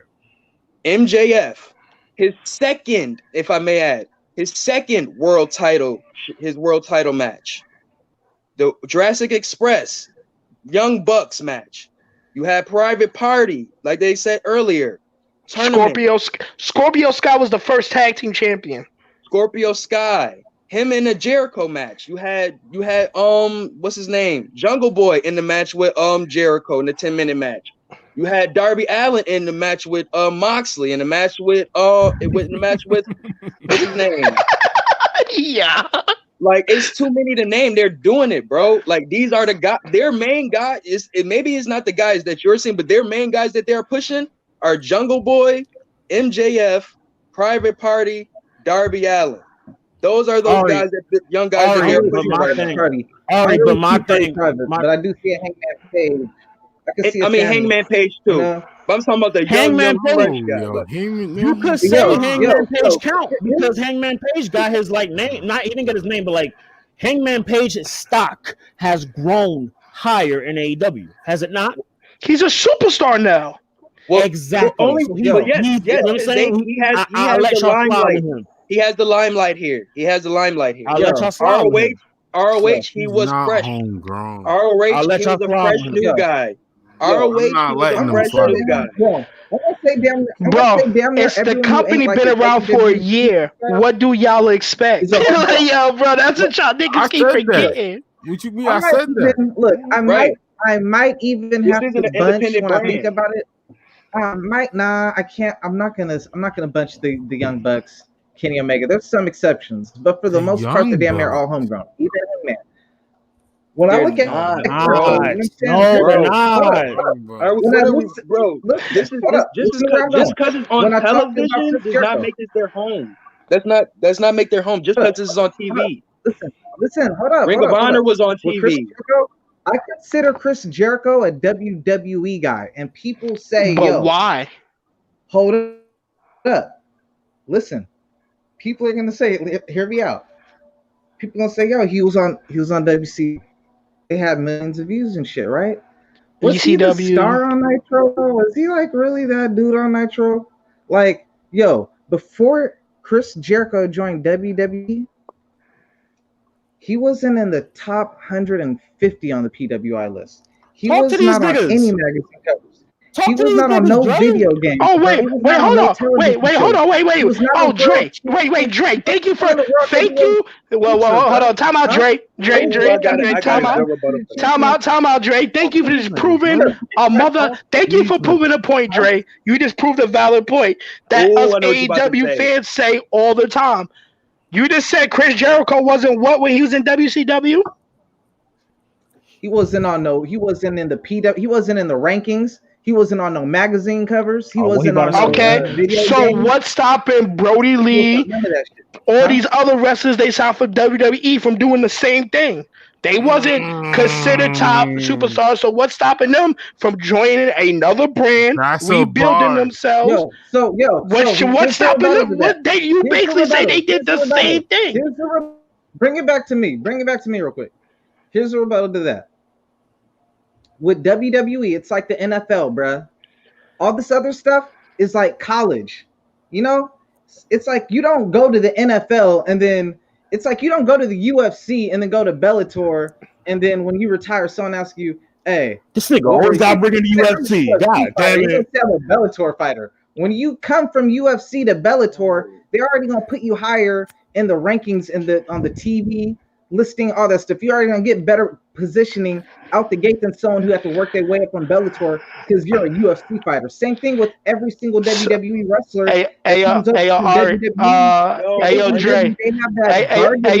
Dre. So you just said Raw does about 1.7 million for a company that's been around for 30 years, right? Literally, Joe. It just listen. Listen. Raw does about 1.7 million views a week for a company that's been around for what, 30, 40 years, right? It just started doing that, bruh. It just started doing those numbers like not that long ago. It's constantly been on a downfall. Yeah. So Rome doesn't fall? What does that have to do with them being established already over there? Listen to this. Hold up. How many countries does Ring of Honor, excluding the internet? What weekly program does Ring of Honor have? But we're not talking about Ring of Honor. You know what we're talking about. I'm glad he said that. I'm glad he said that. But you like I got a New Japan Pro Wrestling World subscription. You know what I'm saying? So I'm up to date with it. But I'm saying, what day does it actually? You know what I'm saying? They have dates. They just have dates. You know what I'm saying? All right, so here we go, Dre. So was Cody Rhodes a bigger star in the big business in WWE than he is right now on his current run? Listen to this. I'll consider Cody Rhodes an AEW guy. It's like 50-50 with that one.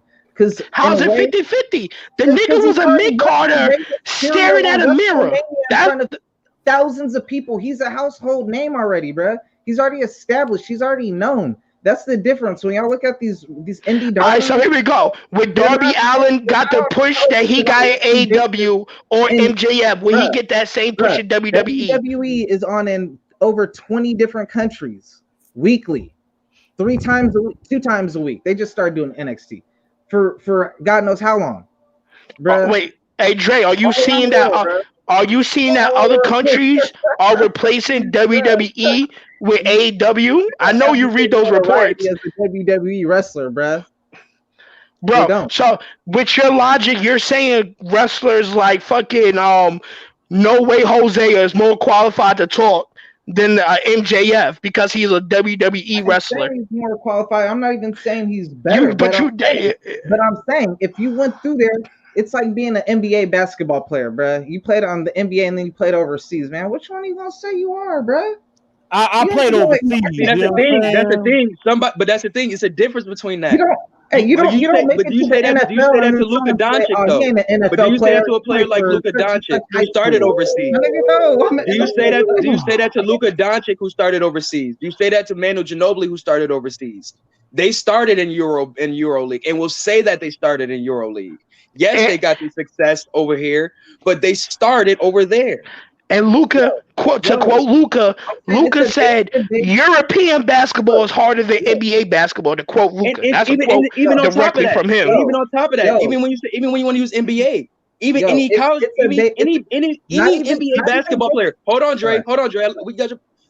Any NBA player, when they state, "Yo, which team play?" Yeah, I'm a Laker. But when they talk about camaraderie with relationships, oh no, I'm a Tar Heel. Oh no, I'm from here. I'm from there. I'm from there. They still remember where they came from. They don't talk about their high school. No, they talk about where they got their experience from, where they gained their real experience from, where they trained and all that shit. That's where they're from. Where they got their success from is where they got their success from. Okay, you know exactly. And this we're not talking about what they're doing after that. Look, in this business, it's about your success. People aren't saying, "Oh no, he's a Tar Heel," because man, they weren't following me back in high school like that. You know what I'm saying?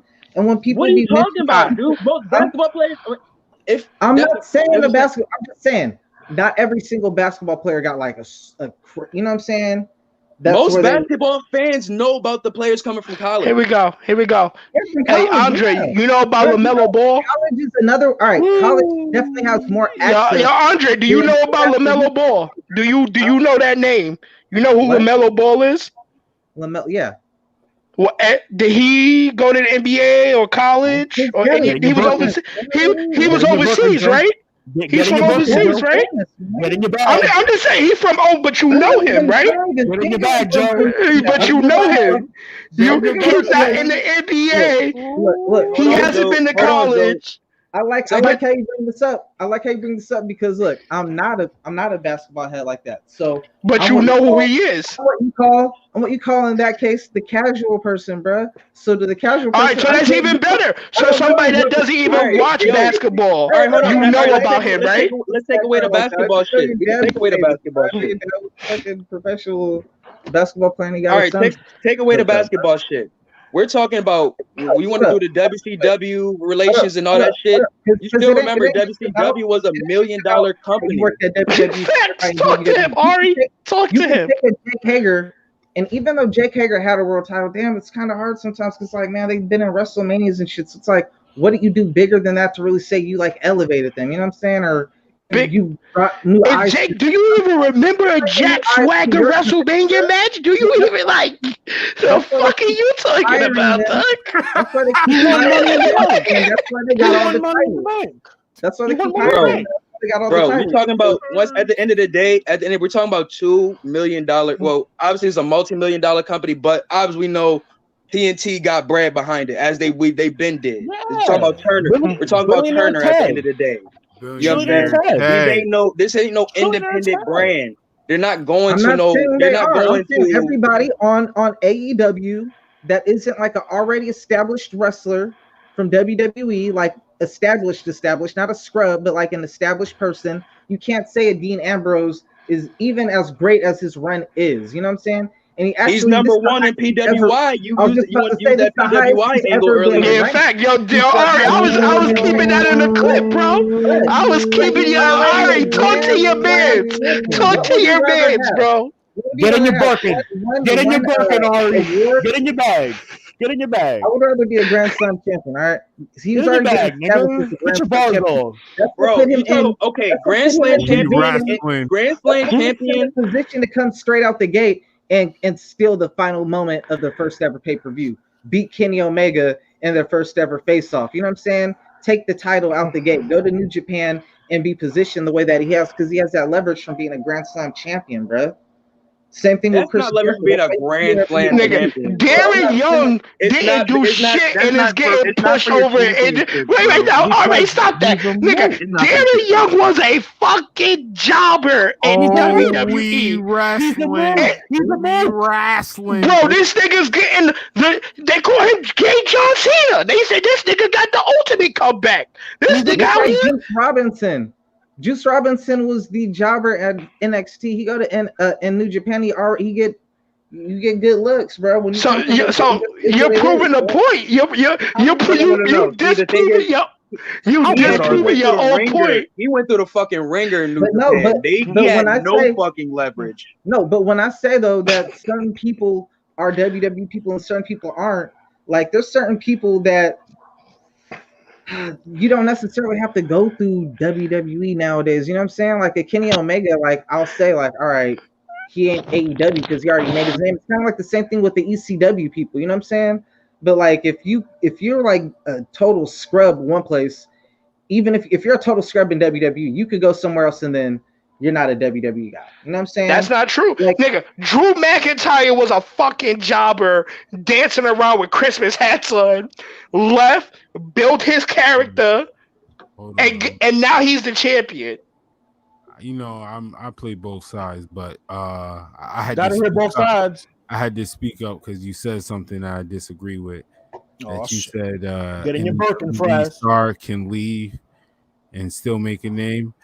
Matt Card part, you always be a jobber. You stay a jobber. Your job is jobber. How dare you? That's just like Heath Slater. And I said this before. You need jobbers. He might not think he a jobber, but we know what a jobber is, bro. We know what you are. We know. You know, funny. He looked like he could beat up damn near everybody on that damn roster. And he's still a jobber. That's the sad part. He looks like he could beat everybody up. I'm not gonna hold you, Dre. The real Sin Cara. There's a rumor about the real Sin Cara putting a nigga in the locker room on his ass. Yeah, he could fight. Bro, Sin Cara put like 2-3 people. Sheamus was one of them. Yeah, the other ones so that's why they didn't fuck with Sin Cara. Somebody was talking about they was making fun of him because that nigga was playing. That nigga was playing hands on niggas. That's what happened. Them niggas is in the backstage, bro. He was having his own brothel all in the locker room. Oh, he was beating niggas. Oh, now that's why they didn't like Sin Cara. Yo, bro, that nigga broke his hand. Was like, fuck this. Somebody say some shit to me, I'm gonna fuck them up. Son. Yo, all right, this is probably my I don't know if y'all, but if you're starting a company, say you're starting your own league, your basketball league, something, and everybody watched and won before, you starting a league. No, I'm kidding. Yo, I was about to bullshit so bad. You starting your own league. These two people are in free agency. Who you signing? Kobe Bryant or Hot Sauce? Hot Sauce. You starting your own league. Who are you? Nigga, is you smoking rocks? What the fuck is you talking about? Who are you signing? Joe, don't get in your bag. Don't get in your bag, man. No, don't get in your bag. Don't get in your bag, Joe. This nigga said hot sauce. Hot sauce. Yo, Loso, take the Air Force Ones off, dog. Take them shits off. The energy burn them. I don't know. Keep them on, bro. Those shits gave me superpowers. I didn't think I would ever have to do the Air Force Ones gave me superpowers in the Jay-Z versus Wayne battle, bro. Yo, nigga, we done gave the people an extra hour and 20 minutes for them to talk about hot sauce over Kobe. Yeah, no. That's so quick. He was so for sure about the answer to that shit. Yeah, in fact, he even think about that shit. Nigga said hot sauce. Yo, That's bro, what's hot fizzle. Get your bars off podcast. You just know this we had 3 minutes and 22 seconds. We will cut this part. We will be putting this in the shop, nigga. They will hear you talking about it. Picking hot sauce over Kobe, nigga. I didn't hear the first. We are at the 3 hour mark. We gotta get closed out. Hey, y'all get what I'm saying. Hold on, closing out. I'm talking too much. I'm at least let y'all close out before I boot y'all. So relax. Loso, get your closing statements. My closing statement. Apologize to Kobe. AEW. Look at him, emotional. Right. I'm on the same boat. I'm on the same boat as Jared. Fuck WCW light. Yo, shout out your podcast to get off my station, man. Get your bars off podcast, man. It's Loso signing off, man. Hey, wait, hold on, real quick to both of y'all. Are y'all doing predictions tomorrow for Mask Off 2? No, fuck Mask, nigga. Fucking what you call it this weekend? The what? We did two of them. We did 2 back-to-back episodes of predictions. No, nigga, the URL event is this weekend. Yeah, we did predictions, nigga, already. I mean, if you wanna pull up, and you know what I'm saying. And get your predictions. Yeah, y'all want to come up and chop it up? Just say so. No, I was just asking. I was just making sure. I was like, because I'm like, I almost forgot. Y'all niggas had me lost for a second. Niggas been killing me on Twitter because I said Chess is undefeated till he got to John. So you know they've been killing me on Twitter. Nigga, oh yeah, we gonna chop that up. Oh, like I originally did. All right, Ari. Last statement, like I said. If you starting your own company, who you gonna sign? Kobe or Hot Sauce? You know what I'm saying? It's all about familiarity. When you're in year one, you want to build your fans up. You got to ping the people in. Draws matter. And I ain't talking about no nasty shit. You know what I'm saying? But like I said, man, you know what it is. Your boy Ari Starks, man. Shout out to my brother Loso. Shout out to the boys at OH We Wrestling. Get your bars off podcast. We live tomorrow at. We might go live at around 11 because I get off a little late. So, you know, the best late show out here. We're gonna be, you know what I'm saying, chopping it up. And I'm gonna be releasing the Jay-Z versus Lil Wayne battle that me and Jared did. I'm gonna be releasing that. It should be up tomorrow. My shit should be charged by now. So thanks for letting us pull up. You already know what it is, man. Love. All right, y'all can stick around after for something later if you want, but get your bars off podcast. Dre. Oh, hey man, I'm about to get about on this draft for the AEW versus NXT, man. I know Sir Frass is already over here doing house shows and shit, so I just gotta hurry up and put my factions together so we can get ready for episode 3 whenever you're ready to do that. Hey yo, Dre. Hey yo, speaking of your AEW versus NXT, them chopped cheese payments ain't been coming through, dog. We gonna have to talk about that. You my nigga, money. You know what I'm saying? I definitely got you. Just send me your cash app and we can make it happen. Them chopped cheese payments hasn't been coming through. I know you out here with the Burberry. Don't make me throw the surprise pool party, Dre. You don't want that. Nigga, Frass ain't playing fair, man. He already got storylines brewing, man. I'm behind. You know what I'm saying? I'm behind, man, but it's a lot of work trying to get everybody downloaded all these characters and everything. I only have the game for like 2-3 days now. But yeah, there go the logo, Top Shelf TV, man. I'm signing up out of here, man. Frost, hit me up, man. I'm gonna be up on the game. I'm about to just take a quick little smoke break, and then I'm on the game. Probably doing storylines and shit. So just send me a party invite if you want. All right. Relax. Joe, we are here. That was episode 9. I'm gonna have to chop this up into part 1 and part 2. God damn. We give the people what they want. The people want to hear us talk. We'll be on this bitch for 6 hours if we gotta be. We'll give the people what they. You want that raw shit? Listen here, ladies. You like that raw shit? Come to OH We Wrestling. You like it when we keep it real? OH We Wrestling. You like the people that speak English and ain't from England? We from America? OH We Wrestling. Episode 9. The catch up. Mic up. Episode 10 will be lit. The marks, that marksman episode. We're gonna get in depth about being a wrestling fan. There are different type of wrestling fan. You know, I like to play all sides, and I am going to expose all wrestling fans. All of them, the hardcore, the marks. Oh man, the marks. Boy, we don't have time for that. Yeah. Episode 10. Also, like I said, tune in for me for GMO Wars.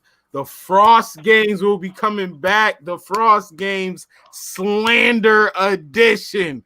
Slander Edition. I am so excited for this one. I will grab the best of the best slanders. The best of the best. If you don't have Eric, it don't count. I'm gonna tell you, I'm gonna talk to Eric, Doug. I'm gonna help you out with that one. If you don't have Eric, it don't. Might get one random. If you would like, if you got jokes and you got quotes, inbox me. Don't come if you weak. You really don't. Trust me, because I already you will play victim. Don't come if you weak, Doug. Yeah, and don't worry. Just to prove to y'all that I can take the heat too. the host will be getting slandered as well. But don't get it twisted. The host will be slandering as well. I got a full clip. Trust me. I've already set myself up to help y'all get warmed up. But don't get twisted. Every joke you throw, I will kick you out. How about that? How about that? Episode 10 is going to be lit. We passed the limit. They might get another 3. They might get another 3-hour show with that one, dog. Because that might be a 3-part episode. Right? Yeah, because that one, a whole new category risk. Yo, the marksman. You gonna see this one. Might have to get an Angelo Dawkins one. That might be next. It's still real to me, damn it. It's still real to me, damn it. Thank you for tuning in. This is episode 9 of OH WE WRASSLIN. Catch you for episode 10. That is going to be a big one. So sit back and relax.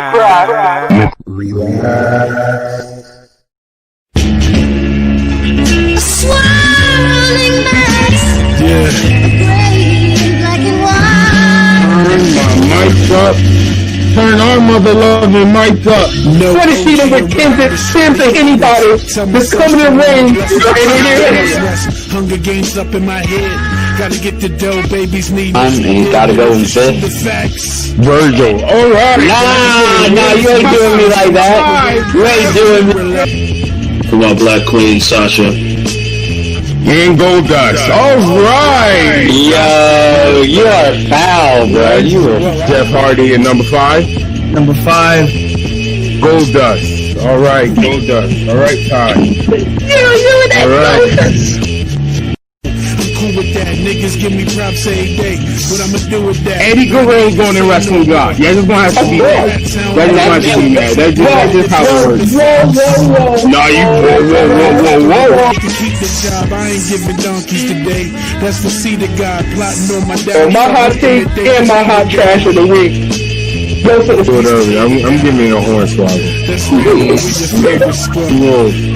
I give it a spirit squad because it was so You get a goddamn spirit squad. You're nasty, filthy top 5.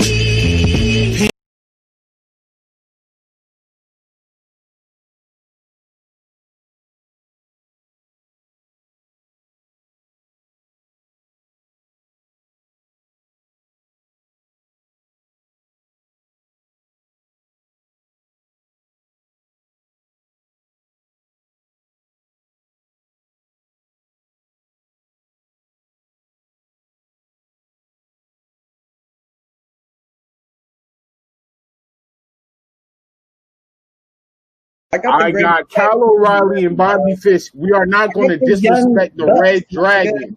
The Red Dragon. Bucks, nigga. Previously on GMO Wars. I want you to compete so badly, but I don't give a damn if you break the law. Because you already know. You ought to get this one out the way just so there ain't no monkey wrenches. I got to get my dude Finn Balor. NXT selects Willie Finesse. Motherfucker. Shit. Dog. Got it out the way early. I knew he was on the draft list. NXT. Hey, it's NXT time. Hey, NXT selects Willie Finesse. I mean Kari Zane.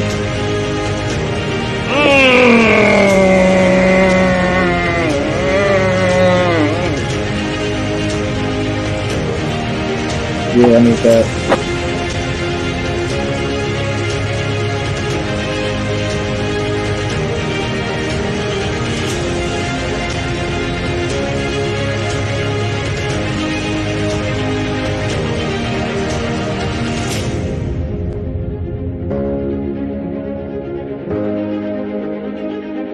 Say Kenta. You said Angelo Dawkins? All right, like I said, we're gonna figure it.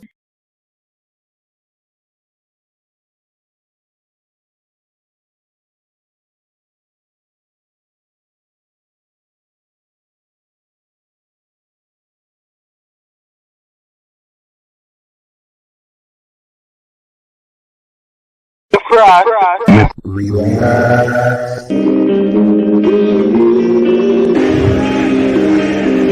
believe that things need to be changed around here. I said, what's good, everybody? Thank you for tuning in. This is the first episode. I think things need to be shaken up around here. It's time to shake them up. Turn my mic up. Relax. The Frass Heenan Show is back. I am your host, Frass Heenan.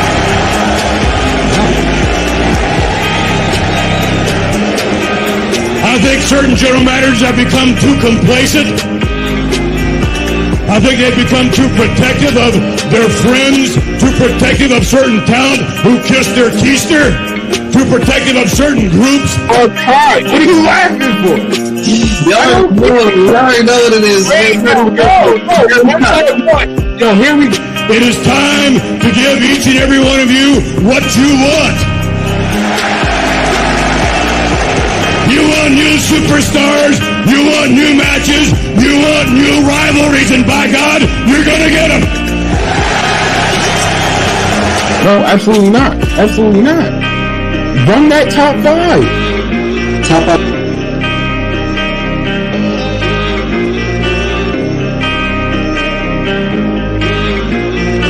Oh, come on. Number 5, name it. Top 5 off rip, man. Off loyalty.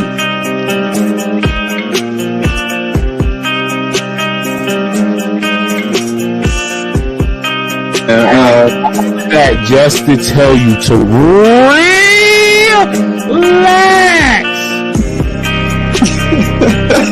Hey, it goes right over my face too perfectly.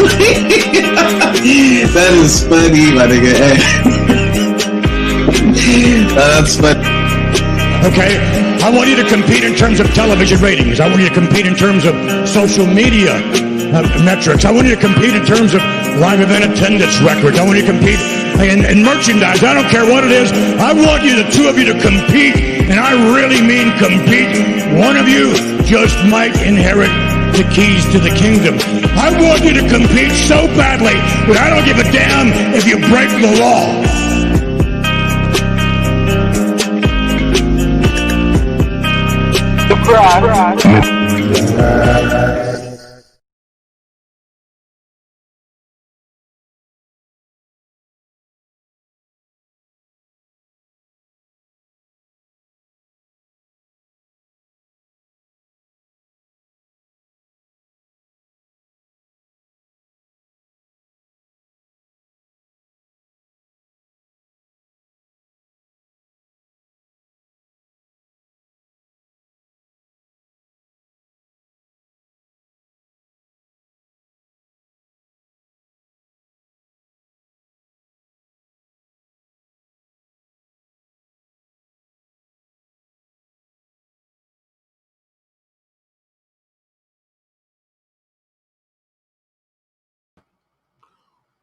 What's up? Once again, I just want to tell everybody thank you for tuning in. Keep tuning in. Follow FRESH&FRASStv.shop.